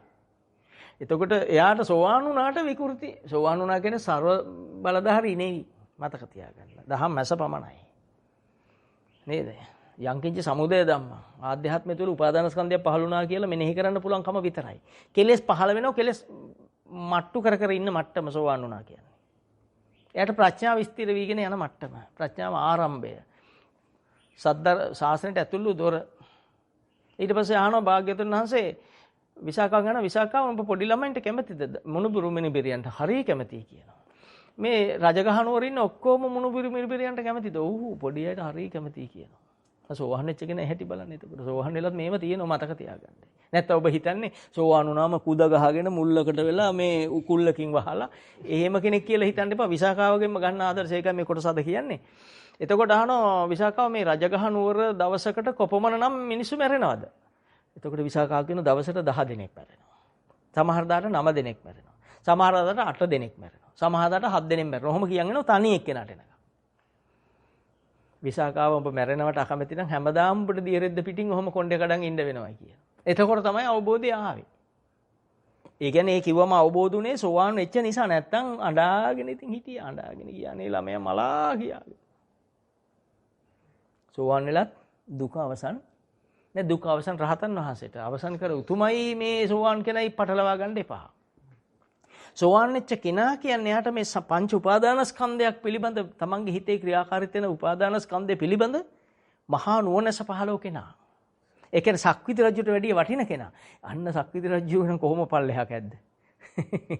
සක්විති රජුත් ඉතින් අනුන්ගේව පාලනය කරන අනුන්ට ගන්නන එකනේ කරන්නේ. සක්විති රජු කරන අනුන්ට සිල් දෙන එක. අනුන් දැහැමිමකට පොළඹවන්නේ. සක්විති රජු කාගවත් වස්තු වරන් සාක්කුවේ දාගන්නේ නැහැ. අනුන්ගේ කොමිස් එකක් අරන් උඩ සාක්කුවේ පිටිපස්ස සාක්කුවේ තව ටිකකි දෙපැත්තෙන් කන රස්පය දැක්කා කොසල් රජුරෝ වගේ දෙපැත්ත කන අස්පය නැහැ යාට. සක්විති රජුරෝ අනුන්ගේ සිල් දෙන මොනවත් අල්ලන්නේ නැහැ. අධි සීල ප්‍රඥාදි කෙනෙක්. එතකොට දැන් අපි හිතමු පොඩ්ඩක්. ඔබ දැන් හිතිය යුතු තැන. මේ විසාකාවගේ චරිතෙන් ගන්න පුළුවන් සෝතාපන්න කෙනෙක් අපි හිතුවනම් දැන් දහම යන කෙනා මුල්ලකට වෙලා හැංගිලා ඉන්න කෙනෙක් කියලා අපි එහෙනම් කොතනක හරි වැරදි අර්ථයකට ඇවිල්ලා නේද? දැන් බය ගියා නේ පොඩ්ඩක්. එහෙනම් අපිටත් පොඩ්ඩක් එහෙනම් ගෙදරේට උදව් වෙන්න පුළුවන්. නැත්තම් හිතන සෝහන් වුණාම ඉතින් මල ගෙදරටත් උදව් නැහැ. සක්‍රුදාගාම කියන මල ගෙදරටත් උදව් නැහැ. අනාගාමි කෙනා නැහැ. නෑ අනාගාමි කෙනා තනියෙන් වෙලා දන් දුන්නේ නන්ද මාතාව. ඒ ඔබ ඒවට බය වෙන්න එපා. බැරි කෙනා තමයි රහතන් වහන්සේ. සියල්ලකින් මිදුණු කෙනා. මතක තියන්න. ඒ තැනට ඔබ හිතන්න එපා අනිත් අය. අපිට බැරි කමට විරිසියාවට මේ රහතන් වහන්සේට අරම්මනම් කියන්නේ. නේ? ගල් ගහන්නේ අපි කැමති දෙයකටද අකමැති දෙයකටද? අකමැති දෙයට ගහන්නේ කුඩු වෙන්න, කැමති දෙයට ගහන්නේ ළඟට ගන්න. අකමැති දෙයට සුණු විසුණු වෙන්න ගහන්නේ. මං දන්නවා ඒක. සත්‍යයි. හොඳ අඹ ගෙඩියක් තිබුණොත් ගහන්නේ ගෙඩියටද නැට්ටටද? පණුව කාපු අඹයක් වුණොත් ගහන්නේ නැට්ටටද ගෙඩියටද? කුඩු කෑලි යන්න ගහනවා. ඒ වගේ ඔබ අකමැති දෙයක් වෙන්නේ අදින් පස්සේ ඔබේ හිතේ හටගන්න කෙලෙස් ටික. සුණු විසුණු වෙන්න බුද්ධ වචනේ භාවිතා කරන්න. තේරුණාද? දැන් ඒ භාවිතා කරලා ඔබ නිවෙනවා. ඔබ ඒ කෙලෙස් මිදුණට පස්සේ ඔබ බොහෝම සිල්වතෙක් ඒ වෙලාවේ. වෙනද නැති මහා සීල ගුණයක් සිල් ගන්න දවසේ නොතිබුණු ඊට වඩා ඒවා ඉක්මවා ගිය ආර්යකාන්ත සීලයේ තියෙන උතුම් පරතරක සීලයක් ඔබට දැනෙයි. නැත්තම් මම බොරු නොකීමි කියලා උපෝසත සීලේ සමාදන් වෙලා උපෝසතං නේද සීල සමාදියාමි කියලා ඔබ සමාදන් වෙලා අහනවා ඊයේ ඔයා කොහෙද ගියේ? දැන් අහන්නේ වෙනද සිල් ගන්න කෙනා. ඊයේ අපි කොහේ හරි යනවා දැකලා. මම මොකද්ද කියන්නේ? නෑ ගියේ නෑ ගෙදර හිටියේ. නෑ ඔයා මම ටවුන් එකේදී දැක්ක මම කතා කරන්නව බැරි වුණා. දැන් මේ ඇත්තද කිව්වේ බොරුද? අරයට අහු වෙනවට මම බොරු. හැබැයි උදේ පාන්දර සීලේ පටන් ගත්තේ මම බොරු නොකියමි. මුසාවාදා වේරමණී. වේරමණී කරන්න කොච්චරනම් මහා බලයක්ද පුළුවන් කියලා නේද? නෑ උජුපටිපන්න ගුණේනේ. වේරමණී සීලේ උජුපටිපන්න ගුණයන්නේ. ඍජු ගුණයක්නේ. නේ තමන් පවු නොකරන ගුණයක් නේ. තමන් පවෙන් මිදෙන ගුණයක් නේ. එතකොට අහනවා කොහෙද ගියා? මෙහෙ ගියානේ. බය වෙන්නේ මොකටද කියන්නේ? දැන් ගිහිල්ලා ඉවරයිනේ. මොකද කිව්වම වෙන්නේ? නෑ ගියා හොඳ නැහැනේ කියන්නේ. කොහෙද ගියේ? බැංකුවට ගියේ කියන්නේ කොහෙද? අනේ අර පොඩ්ඩක් අර එළවලු ටිකක් ගන්න කඩේට ගියා. ඉතින් හරි එළවලු කඩ නැහැනේ. අරයත් අතාරින්නේ නැහැ. කොහොම සිල් ගන්න යන්නේ ඔය නිදහස හොයන්නේ.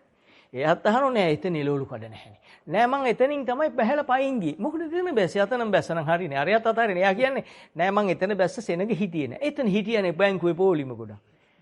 අනේ මං දැක්කේ නෑ. දැන් මේ දෙන්නම සම අපායගාමී. අන්න එහෙමයි සීලය. දැන් මේ සීලය බලන්න. ආර්ය සීලය. අසවලා හතුරා.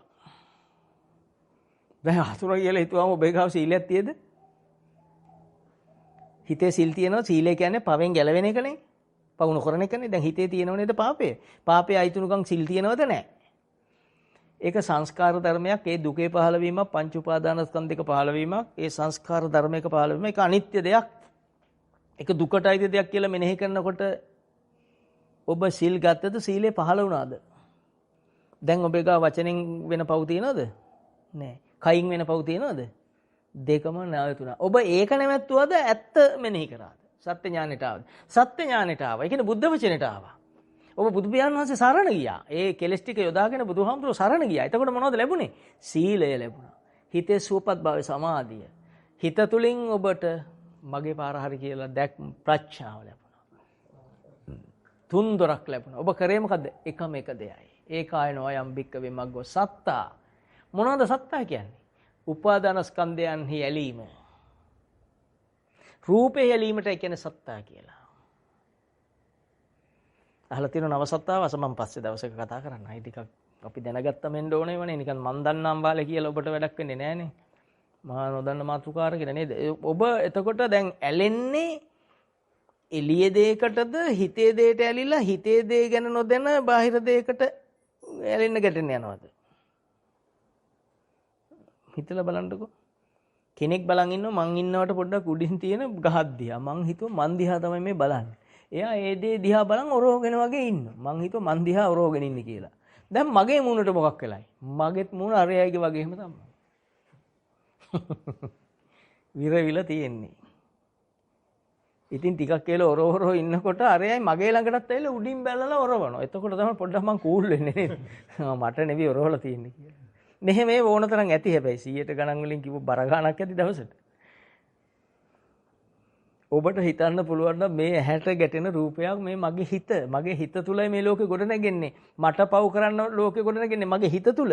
එහෙනම් මම මේ සිත සුද්ධ කළ යුතුයි කියලා ඔබට ප්‍රඥාව වැඩෙනවා නම් ප්‍රඥා සම්ප්‍රයුක්ත වෙනවා නම් ඒ මොහොතේ මේ දුක වේදනාව අනිවාර්යයෙන්ම මෙනෙහි කරන්න කිව්වේ මොකක් කියලාද? සුඛ වේදනාවක් ආපු කාල දුක වේදනාවක් ආවා කිව්වා. දුක වේදනාවක් ආපු කාල හුලක්ය කියලා හිතන්න කිව්වා. අදුක්කම සුඛ වේදනාවක් එහෙම නැත්නම් උපේක්ෂා වේදනාවක් ආපු කාල අනිත්‍යයි කියලා මෙනෙහි කරන්න කිව්වා. දැන් ඔබට දුක වේදනාවක් ආවා. මොකක් කියලා මෙනෙහි කරන්න කිව්වේ? හිතට නිකන් උල්ලකින් අනිනවා වගේ කියලා මෙනෙහි කරන්න කිව්වා. හුලක්ය. දඬුවමක් මට. මගේ හිතට දඬුවමක් ලැබුණා කියලා මෙනෙහි කරනකොට මොකකින් මොකද්ද ගැලවෙන්නේ?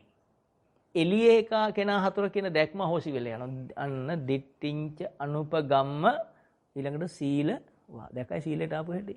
දැන් දිට්ඨියක් නෑ යා හතුර කියලා. නේද? මොකෙන්ද යා මිදෙන්නේ? කාමේසු විනෙය්‍ය ගේදං. කාම කිව්ව මොකද? ඇතුලේ තියෙන සංකල්පය ඒ රූපෙට කියන එක කාම. ඒ කාමයන් සමග හැසිරීමට කියනවා කාම විනය. ඒ ආපු අදහසේ හැසිරීමට කිව්වා කාම විනය. විනය කියන්නේ හැසිරීම. එතකොට කාම විනය කියන්නේ ආපු සංකල්පය තුල හැසිරීම. කාමේසු විනය්‍ය ගේදං. ඒ ආපු අදහසෙන් හැසිරීම නැවතුණා. කාමේසු විනය්‍ය ගේදං. මොනවාද කාම? රූපකාම, ශබ්දකාම, ගන්ධකාම, රසකාම, පොට්ටප්පකාම, ධම්මකාම. කාම තියෙනවනේ පංචකාමයක්. දැන් මේ එතකොට අපි ගැලවුනේ මොකෙන්ද? අන්න ඇතුලේ තියෙන රූපෙන්. කාමේසු විනය්‍ය ගේදං. දැන් මට නැවත උපදින්න භවයේ ඒ වෙලාවේ මම මලොත් උපදින්න හේතුවක් එතන තියනවද? නහි ජාතු ගබ්බසෙය්‍යං පුනරේති. නැවත උපදින්න හේතුවක් මේ කාම ලෝකේ සතර අපා සහිත නිරය සහිත මේ ලෝකේ උපදින්න හේතුවක් එතන මම මේ මොහොතේ නැති කරගත්තා. එම නිසා එක්ක මං සෝතාපන්න වෙලා දිව්‍ය ලෝකික ඒ වෙලාව නිවුණු ප්‍රමාණය මත දිව්‍ය ලෝකික නැත්තම් බලවත් නම් සකෘදාගාමි අනාගාමි නම් බ්‍රහ්මතලවල කිසිම කෙලෙසයක් නැතුව ඉන්න පුළුවන් නම් නිකලෙසුතුමා කළු ගලක් වගේ කිව්වනේ. කළු ගලකටනේ නිකලෙසුතුමා උපමා කරේ රහතන් වහන්සේගේ සිත. නේ. වේරම්බ වාතයෙන් නොසෙල්ලෙන්න ඒ මහා පර්වතයක් වගේ කියලා කිව්වා රහතන් වහන්සේගේ සිත න කම්පති න චලති කියලා කිව්වේ රහතන් වහන්සේගේ හිත හෙල්ලෙන්නේ නැහැ. වෙනද හතුර කියලා හිතපු කෙනා දකින්නව පේන්නෙම උන්වහන්සේට පේන්නේ ඒ පැත්ත හතුර කියලා නෙමෙයි උපාදානයක් පහළ වුණා. රහතන් වහන්සේ කිනම් දහමක් නුවණින් විමසන්නේද? සීල සූත්‍රේ. දැන් තමයි දහම වටින්නේ. මොකද්ද? පංච උපාදානස්කන්ධය අනිත්‍ය ලෙස, දුක ලෙස, අනාත්ම ලෙස, ගඩක් ලෙස, හුලක් ලෙස, සැතක් ලෙස, දඬුවමක් ලෙස මෙනෙහි කරන. හෙතෙමේ ඒකාන්තෙන් සියලු කෙලෙසුන්ගෙන් මිදුණු උතුමෙක් කියයි. සීල සූත්‍රය. සාරිපුත්ත මහරහතන් වහන්සේ දේශනා කරා මහ කෝටිත මහරහතන් වහන්සේගේ ප්‍රශ්නයකට උත්තරයක් ලෙස ওই සූත්‍රය. දැන් ඔබට පුළුවන්කම තියනවද එහෙම මෙනෙහි කරන්න? එහෙම මෙනෙහි කර ගමන් උපන්න අකුසල් පහ වුණා. නැවතත් ඒක අකුසලයක් විදියට ඔබට අසහනයක් පීඩාවක් ගෙන දෙන සිතක් විදියට පහළ වීම නතර වීමට කියනවා නූපන්න අකුසල් නූපදිනවා කියලා. නූපන්න අකුසල් නූපදින්නේ කුමක් නිසාද? උපන්න අකුසල් පහ කරන නිසා. පහ කරනවා කියන්නේ මොකද ඔබ කරන්නේ? සද්ධර්මය අසුරු කරනවා. දහමට ගලපා බලනවා. අපි එහෙම කිව්වම තේරෙන නිසා මම මේ වචනේ කිව්වා. හොඳයි? නැත්නම් ඕකේ අර්ථය ඊට වඩා වෙනස්. වෙනස් අර්ථයක් මේක උත්තපට එකපාරට මේක අවබෝධ කරගන්න හැමෝටම බැහැ. උපන් අකුසල් පහ කරනවා කියන්නේ උපන් සිත දැකලා මේක සංස්කාර ධර්මයක්, උපාදානස්කන්ධයක්, මේක අනිත්‍යයි, මේක දුකයි, මේක අනාත්මයි කියලා ඒ සිත දකිමින් සිතට ගලපමින් මෙනෙහි කරන මොහොතේ උපන් අකුසල් පහ කළාමයි. උපන් අකුසල් පහ කරා නම් එතන තියෙන අවබෝධතා ඥානය නිසා නැවත ඒක අකුසලයක් විදියට රාග දේශ මොහ සහිත සිතක් ලෙස පහළ වෙන්නේ නැති එකට කිව්වා නූපන් අකුසල් නූපදිනවා කියලා. උන මන් දන්නේ මට පුළුවන් ආකාරයෙන් ඔබට තේරුම් ගන්න පුළුවන් ආකාරයෙන් ගැඹුරු දහමක් සරල බසකින් කියන්න මම බොහෝ උත්සාහයක් මේ දරන්නේ. පුළුවන් වුණොත් ඔබ මොනතරම් සතුටු වෙයිද නේද? ඔබට මේ කොරෝනා කියන එක පැත්තකවත් එන්නේ නැහැ. මතක තියාගන්න සීල සමාධි ප්‍රඥා වඩන අය ආයුරාෝග්‍ය සම්පත්තියක් දරන අය බව මතක තියාගන්න. ඔබ බුදුන් වහන්සේ දේශනා කරන ධහම විශ්වාස කරන්න. කවුරුවක් කියන එක නෙවෙයි. පැණිහෝ ඔය කට්ට කළු විදිනේම අය විශ්වාස කරන්න එපා. කොවිඩ් කියන්නේ එහෙම එකක් එහෙම නෙවෙයි. පුළුවන් නම් හොද කරලා පෙන්වන්න කියන්නේ ඔය ලෝකෙම එකතු වෙලා දැන් ඉතින් ලෝකෙම ඉවරයිනේ. ලෝකෙ දන ගහලා තියෙන්නේ. ඔබ සීල සමාධි ප්‍රඥා වඩන්න පුළුවන් නම් බුදුන් වහන්සේ විශාලා මහනුවරට ගිහිල්ලා මේ රතන සූත්‍රය දේශනා කරා කියන්නේ බුද්ධ රත්නේ, ධම්ම රත්නේ, සංඝ රත්නේ. ඉදම්පි බුද්දේ රතනම් පණීතං, ඉදම්පි ධම්මේ රතනම් පණීතං, ඉදම්පි සංඝේ රතනම් පණීතං. මේ තුන් රත්නේ සරණ යන හැටි. මේ වචනට එච්චර බලයක් තියෙනවා නම් භාවිතා කරොත් ඒ බලය ඔබේ බලය නේද? ඇයි මෙච්චර දෙයක් අපිට හිතන්නට ඉගැන්වුවේ නැත්තේ? මේක ලෝකේ උදව්වෙන් ලැබෙන එකක් නෙවෙයි. පින්වත් අයගේ පිනට විතරයි අහන්න ලැබෙන්නේ. ඔක්කොටම අහන්න ලැබෙන පිනක් නැහැ. ඔක්කොම පින්වතුන් වෙන්නේ කොහොමද? ඔබ ඒක තව කෙනෙක් කඩා වඩා ගන්න බලනකොට. ඔබ හොඳින් හිටියත් වැරදිනේ දෙයියනේ. ඔබ අයිනක හිටියත් වැරදිනේ. මිනිහ දුක් විඳිනවා. අපි මොනව කරන්නද ඉතින්? අපිත් ඒකට පැටලිච්ච මෝඩකම මේ අයින් කරන්න හදන්නේ. එයා සුද්ධ කරන්න නෙමෙයි මම යන්නේ. ඔබ සුද්ධ කරන්න. ඔබේ හිත සුද්ධ කරන හැටි කතා කරන්නේ. නේද? එතකොට විශාලා මහනුවරට තුන්බිය දුරු කරන්න මහා රෝග බය, අමනුස්ස බය, මරණ බය කියන මේ තුන්බිය දුරු කරන්න දේශනා කර සූත්‍රයේ ඒ තරම් බලගතු නම් මගපලලාභී පහළ වීමට ප්‍රථම මේ සීල රෝග අන්තරස් දහන වුණා නම් ඔබ තේරුම් ගන්න ඔබ මේ දහම බවට පත් වුණොත් ඔබ ඉන්න කිට්ටුවටවත් ලෙඩෙන්නේ නැති බව.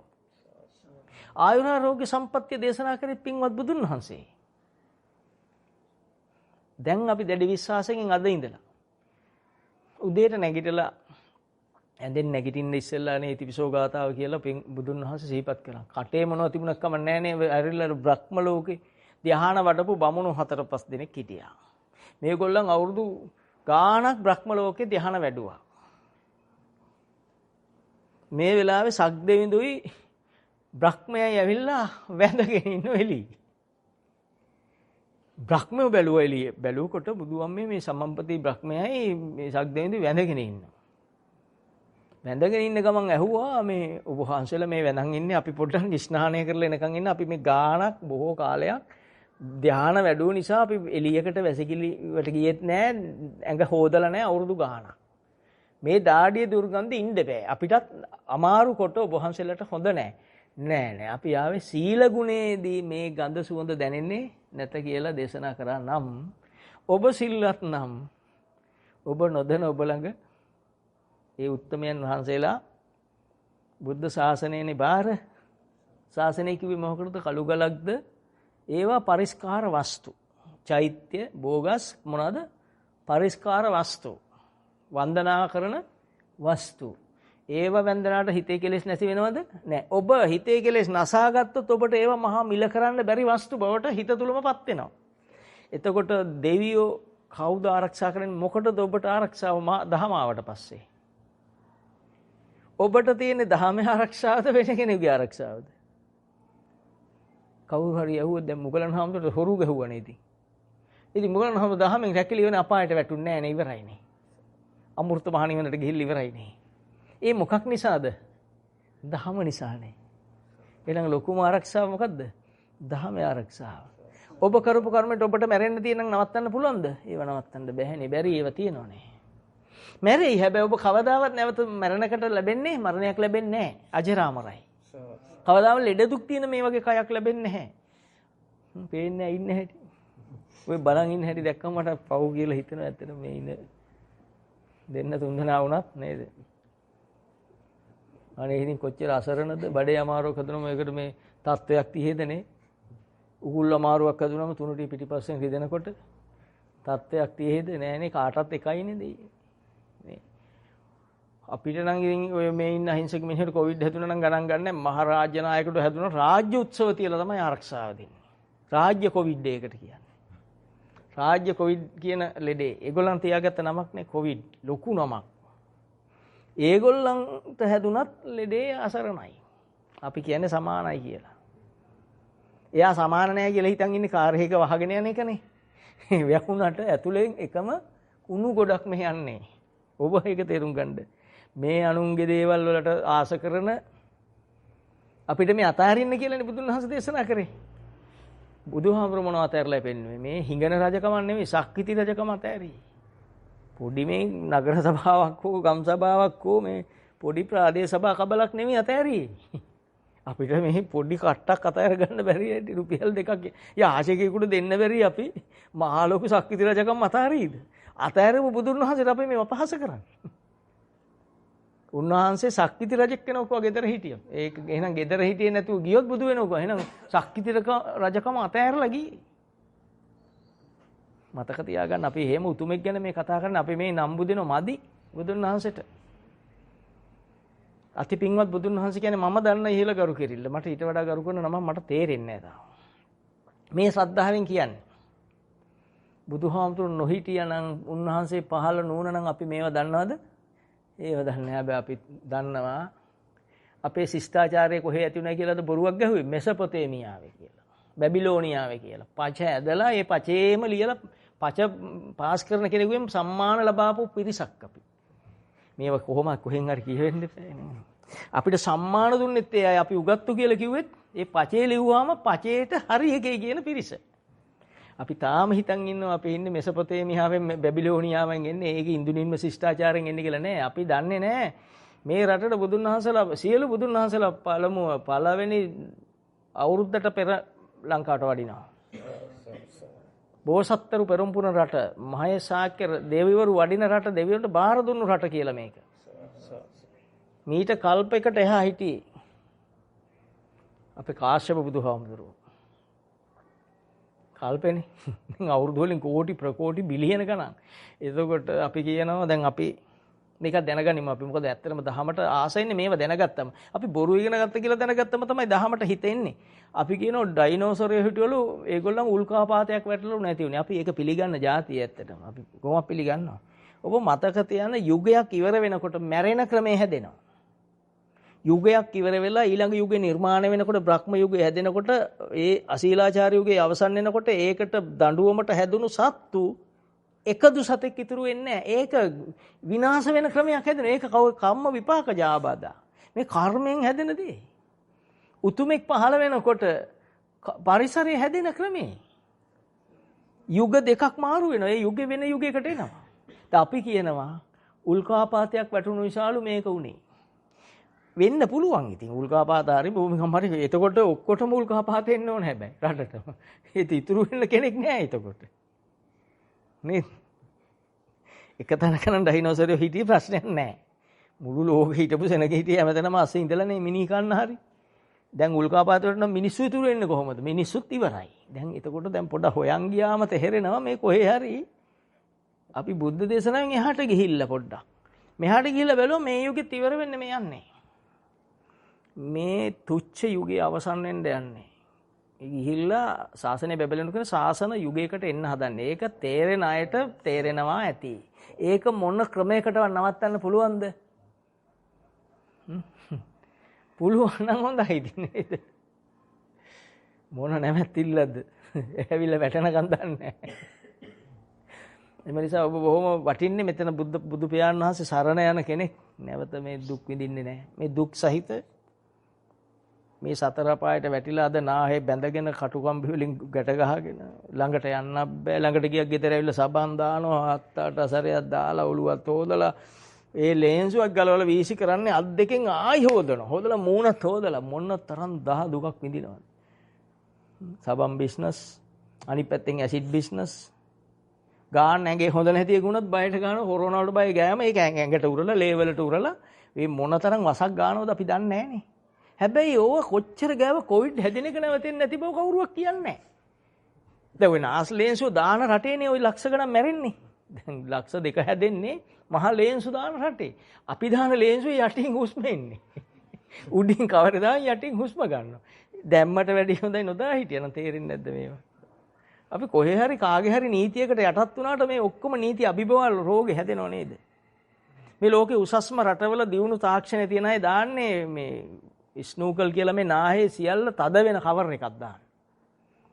හුලං කොහෙන්වත් එන්නේ නැහැ නාහෙන් ඇදෙන එක විතරයි. ඒක ඇදෙන්නේ ඇදෙන තැනින් විතරයි. දැන් අපි හුලං මෙහෙන් අදිනකොට රෙද්දෙන් නෙවෙයි ඇදෙන්නේ. යට දහර වලින් උස්ම ටික එනවා. හරියට ශ්වේතම්බර සලු හැන්ද රජුරු වගේ. හැඳුමත් ඒ කියලා නිරුවතින් ආපු රජුරු වගේ තමයි අපි. හැදෙනක නැවතුණාද ඔය මොකක්ක් ගෑවට? ඇයි අපිට මේක මං කියන ඔබට හිතන්න. ලංකාවට කතා කරනව නෙවෙයි. දහම් රසය හොයාගෙන යන ඒ කීප දෙනෙක් හරි ඇති ඒ අයට මේ කතා කරන්නේ. හිතන්න. ඔබ දහම ඉන්නවා නම් ඔබ ලෙඩ වෙන්නේ නැතුව ඇති. ඔබ ලෙඩ වුණත් දවසෙන් දෙකෙන් එක හොස් වෙනවා. පෙර කර්මයකට හැදුනොත් ඔබේ තියෙන පින් බලය මොකද්ද? සියල්ල ආයුරාෝග්‍ය සම්පත්තිය ශනිකව ලැබෙනවා. ඔබ මරණාසන්න වෙලා බේරිච්ච අය මෙතන ඇති. ඕන තරම් ඇති. ඔබ දන්නේ ඔබ පෙර සංසාරේ කරපු පින් බලයෙන් ඔබ බේරුණා කියලා. ඒකට උදව්ව පරිසරය හැදිලි ඉවරයි. ඒකට උදව් කරන කෙනත් හැදිලි ඉවරයි. ඔබේ පිනට හැදින්නේ. ඔබ හොඳට තේරුම් ඔබේ පින ඒක කියලා. ඔබ වොඩකට බය වෙන්න එපා. ඉතින් පස්සේ බුද්ධ ශාසනයේ තියෙන තුරු දසමයකට බය වෙන්න එපා. මේ සියල්ල ඔබේ වාසනාවට හැදෙන දේවල්. කොරෝනා නෙවි මං කිව්වේ මේ බලය සියල්ල නිරෝගීතාවය. දැන් ගැලවිල්ල නැහැ නේද වෙන මොහොකින්වත්. මාස් දැම්මත් මැරෙනවා. අර මොනවද වසංගත බෙහෙත් වලින් හේදුවත් මැරෙනවා. මොනවා කරලාද බේරලා තියෙන එක්කෙනෙක්ව පෙන්වන්න කෙනෙක් නැහැ. ඉන්ජෙක්ෂන් ගැහුවම මැරෙනවා. පැණි බිව්වම එහෙම නිකන් මැරිලා. හැම කෙනාම මැරෙනවා. හැබැයි හොඳට අපි දන්නවා ප්‍රඥාවන්තය දන්නවා ඇති දන්නෝ දනිති පොඩි වචනෙන් මේ ලෙඩ සුව කළ හැකි බව. මෛත්‍රී කරාම මෛත්‍රී ආනිසංස තියෙනවා. ඔබ දන්නවා මෙත්තානිසංස දේශනා කරා සුඛං සුපති සුඛං පටිභුජ්ජති නපාපකං සුපිනම් පස්සති මනුස්සානම් පියෝ හෝති අමනුස්සානම් පියෝ හෝති දේවතා රක්කති නාස අග්ගවා විසංවා කමති. අන්න එතෙන්ට ගෙනල්ලා මම නැතු නාස අග්ගවා විසංවා කමති. විස වස කිසි දෙයක් බලපාන්නේ නැතිලු එයිට. දැන් පරිසරයේ තියෙන විස මොනවද? ඔය කියන ඔය දැන් වෛරස් හෝ මක්කාරි දෙයක් එනවනේ අපිට. අපි එහෙම හිතමු. ඒකට අනුවම හිතමු. හැම එකටම මොනවා නොකිය නැත කිව්වොත් ඒකට බයිනෝ කියලා හිතන්නේ. ඔන්න වෛරස් ගුලියක් ආවා. අර තියෙන බෝල කූරු ගුලියක් ආවා. එහෙමනේ දාලා දාන්නේ ඔය ටීවී එකේ. බෝල කූරු අර බැලුම් බෝලේ අර හිල් කූරු ඇනලා වගේ වෛරස් එකක් ආව නාහෙට. දැන් ඇතුල් වෙලා යනවා එයා බඩට. දැන් මේක කියනෝනේ නාස අග්ගිවා විසංවා කමති. මේ විස මොකද්ද වෙන්නේ? එයාගම මේ විස ක්‍රියාත්මක වෙන ශක්තිය නැහැ. ඇඟ ඇතුලේ මේක අල්ලලා නවත්ත ගන්න ශක්තිය නැහැ. ආව අනිද්දාහෙන් පිට වෙලා ওই බෝලේ ආවනම් බෝලේ අනිද්දාහෙන් පිට වෙලා එළියට ගියා. අපිට කොච්චරනම් හම්බෙනවද කොරෝනාය නේද? අපට හම්බුණාද? හම්බෙන්නේ නැහැ. සමහරට අපි ඇසුරු කරන කෙනා දද කොරෝනා කාර්යයක් වෙන්නට ඇති. නේද? ඔබ සීලවන්ත නිසා ඔබ දහම් රසයේ යන නිසා ඔබ බුදුහාමුදුර සරණ යන කෙනා කිටතප්පි කියලා වචනකුත් තියෙනව නේද? කවදාවත් ඔය ඵලයට එනතුරු විශ්ව වෙනස් වෙන්නේ නැහැ. කල්පේ අවසන් වෙන්නේ මේ බුද්ධ ශාසනයේ ගෞතම සම්බුද්ධ ශාසනයේ අන්තිම සීලවන්තයත් ඉවරුන් දාට. එතකන් මේ ශාසනය ඉවර වෙන්නේ නැහැ. ඒක තමයි කිටතප්පි කියන්නේ. ඔහු ඉන්නතුරු මේ ශාසනයේ බලය තියෙනවා. සෝවාන් වෙන කෙනෙක් ඉන්නකම් මේ ශාසනයේ බලය තියෙනවා. ඔහු වෙනස් වෙනතුරු ඔහුට කිසිම උපද්‍රවයක් බාධකයක් නැහැ. සෝවාන් වෙනතුරු ලැබෙන්නේ නැහැ. සෝවාන් වුණාම යාගේ කර්මඵල දෙයද නැද්ද දන්නේ නැහැ. එච්චර බලයක් මේ කතා කරන්නේ. ආයුරාෝග්‍ය සම්පatti. එතකොට නාස අග්ගිවා විසංවා කමති. විස මොකක්වත් එයාට අල්ලන ශක්තියක් නැහැ. විස එනවා යනවා. අපි පහු කරන්නේ ඩෙන්ගු. නැති මේවයි පෙට්‍රල් මන් දන්නේ දුම් බෝල ගැහුවා ඇවිල්ලා. මහා ගණන් වියදම් කරන් දුම් බෝල ගාලා ගියා. වටේම ඩෙන්ගු. අපේ මේ පිංගම් පිරිස මේ ඉන්න දෙන්න තුන් දෙනා. ওই ඩෙන්ගු ඇස්සේ ඉන්නවනේ. හිටියනේ ඩෙන්ගු ඇස්සේ. ඉතින් බය යන්නේ මදුරු වෙනව දිහා දැන් වෙනද බලන බැලිල්ල නෙමෙයි බලන්නේ. දැන් මිනිස්සු දිහා නෙමෙයි බලන්න වෙලාව නැහැ. අතපහේ මදුරු අත් දිගට ඇඳලා ගාන ෂර්ට් ඇඳේ කාලේ සපත්තු මේ දෙක තුනක් දාලා සපත්තු දෙකකුත් දාලා යනවා. දැන් කන්න තියෙන්නේ මදුරට මූණ විතරයි. ඒ මේවයි මක් හරි ගාලා යනවා මදුරට ගානෝනේ එක එක බෙහෙත් නම් කියන්න එපා. බෙහෙතට ප්‍රචාරයක් දෙන්න. මූණේ ගාලා යනවා. දැන් ඒ ඩෙන්ගු මදුරු ආව කන්න තැනක් නැහැ. නමුත් අපේ ඉන්න පිරිස ඒ මොකක්වත් නැතුව ගියා. ওই ඩෙන්ගු අස්සට. සාක්ෂි බලලා හිතන්න ආපස්සට පොඩ හිතන්න මොන ප්‍රශ්නයක් නැත්තේ මොකක් හරි බලයක් ඔබ ළඟ තිබුණා නේද? නේද? මොනතරම් බඩවිරේක වෙන ලෙඩ හැදුනද? මොනතරම් ලෙඩ පහු කරන් අපි ආවද නේද? සාස්සාව එක රෝග ආවනේ මේ මන් දන්නේ සාස්ලු ඉන්දියාප්පලු එනවා নানা ප්‍රකාර නම් දැන් නම් නැහැ තියන්නේ. ඒ නිසා ඔබ මේව කෙරෙහිනේ විශ්වාස දෙන බුදුහාමුදුරුවෝ කෙරෙහි. ඒ ශ්‍රද්ධාව ඔබේ නිරෝගීතාවයත් පරිසරයේ තියෙන විස ඔබේ ශරීරයට එන එකෙන් නවත්තන එකක් වෙනවා. මේ මොනවා කරොත්ද නිවනයි ඔබේ මාර්ග ඥානය එකට යන්නේ. මේ ඔක්කොම එකක්. දෙකක් නෙවෙයි එකක්. ඒකායනෝ එකයි. මොකද්ද? ඒ සත්තානම් විසුද්ධිය උපාදානෙන් මිදීම. උපාදානෙට ඇලෙන එක නැවැත්වීමයි. සත්තා කියන්නේ ඇලීම. මොහොකටද ඇලෙන්නේ? රූපෙට. රූපය කියන්නේ හිත තුල හටගත්ත සංකල්පෙට. ඇලීම නවතින්නේ දැක්ක දවසට. දකින මොහොතම ඉවරයි. අන්න ඒ වෙලාවේ ලැබෙන ආනිසංස තමයි නාස අග්ගිවා විසංවා කමති. මෛත්‍රිය කියන්නේ මොකද්ද? මෙත්තාය භික්කවේ චේතෝ විමුක්තිය. මෛත්‍රිය කියන්නේ චේතනාවෙන් මිදීමමයි. එතකන් අපේ ගාව මෛත්‍රියක් නැහැ. අසවලා හතුර කියලා මම මෛත්‍රී කියලා 60 70 දහස් වාරයක් කියලා උඩ සත්තු යට සත්තු කියලා ඇවිල්ලා බලන් ඉන්නකොට කෙනෙක් පේනවා. අර මිනිහා මගේ හතුරා. අනේ කෝ මෛත්‍රී මං අහන්නේ කිව්ව එක. නෑ ඔබේ හිත මේ චේතනාවෙන් මිදෙන තැන මෙත්තාය භික්කවේ මෛත්‍රියමයි. චේතෝ විමුක්තිය. චේතනාවෙන් මිදෙන තැන සංකල්පයෙන් මිදෙන තැන මෛත්‍රියමයි. ඔබෙන් ඔහුට යන වෛරයක් නැහැ. ඔහු නිසා ඔබ තුල උපදින වෛරයක් ඔබ ඇසුරු වෙන්නේ නැහැ. දෙපැත්තෙන්ම ගැලවිලා. ඔබ ඉදිරිය බැලුවත් දැන් ඔබ ඉන්නේ මෛත්‍රිය. උඩ බැලුවත් ඔබෙන් යන්නේ තියෙන මෛත්‍රිය. හැම දිශාවට සදිශාවටම ඔබේ මෛත්‍රිය ගමන් කරනවද නැද්ද? ඒක තමයි කියන්න තියෙන්නේ. හරිනේ දැන්. එහෙනම් මම හිතනවා මේ පොඩි අවබෝධයක් ලැබෙන්න හැබැයි පොඩි නෑ. කිව්වේ පොඩි දෙයක් කියලා හිතුණාට මේ මහා වටිනා අවබෝධය ඔබේ සිත හැමතිස්සෙම දකිමින් ඔබේ හිතෙන් ඔබ පරණ තැනට අදී. පරණ තැන කියන්නේ අරය හතුරා.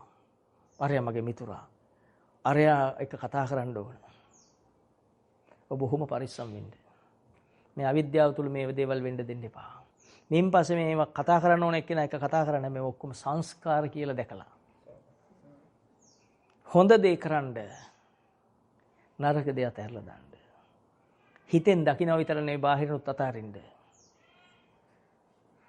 නරක දේ හිතෙන් දැකීමෙන් ඒක සිතුවිල්ලක් කියලා දකිමින් බාහිර ක්‍රියාවෙනුත් බාහිරෙන් මිදෙන්න ඕන නරක දේ. හොඳ දේ සිතුවිල්ලක් කියලා දැකලා ලෝකෙට යහපතක් නම් ඒ ක්‍රියාව කරන්න. ඔබටත් යහපතක් නම් අනුන්ටත් යහපතක් නම් ඒ දේවල් කරන්න. සෝවාන් සකුදාගාමි අනාගාමි මට්ටම් වල ඔන්න ඔච්චරයි කරන්න තියෙන්නේ. නන්ද මාතාව දානයක් උයලා දෙනව කාටද? සාරිපුත්ත මොග්ගල්ලාන දෙනමට. අනාගාමී වෙලා හිටියේ වේලුකණ්ඨකේ නන්ද මාතාව.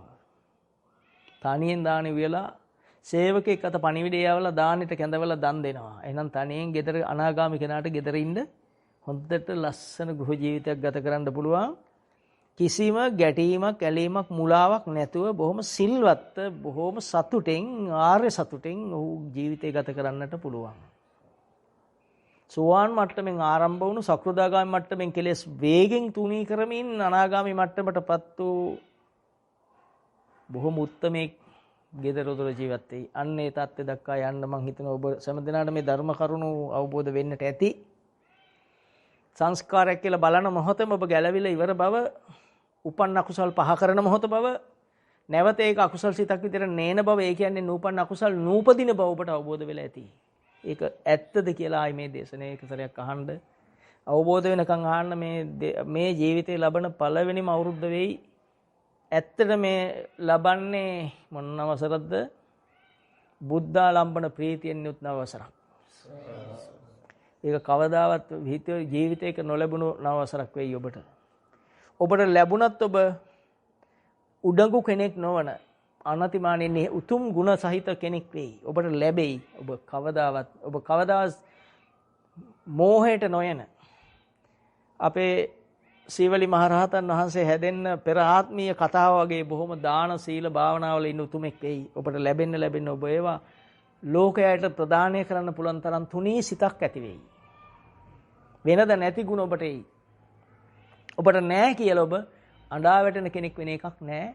නැත්තේ මගේ පෙර කර්මයට කියලා ඔබ හිත සනස්ස ගන්න බුද්ධ වචනේ ගලපමින් ඒ මොහොත ගත කරන කෙනෙක් වෙයි. ඒ මොහොත නැති කරගන්න වෙරවීරිය දරයි. ඒක සම්මත ක්‍රියාව. බාහිරේ මට මේ දේ නැත්තම් මට ඒ දේ අවශ්‍ය නම් ලබා ගන්න ඔබ උත්සාහ කරයි. හැබැයි මේ නැත්තේ මම පෙර පින් අඩුවෙන් කර නිසා කියලා බුද්ධ වචනේ ගලපමින් මේ උත්සාහවන්ත ක්‍රියාවේ යෙදෙයි.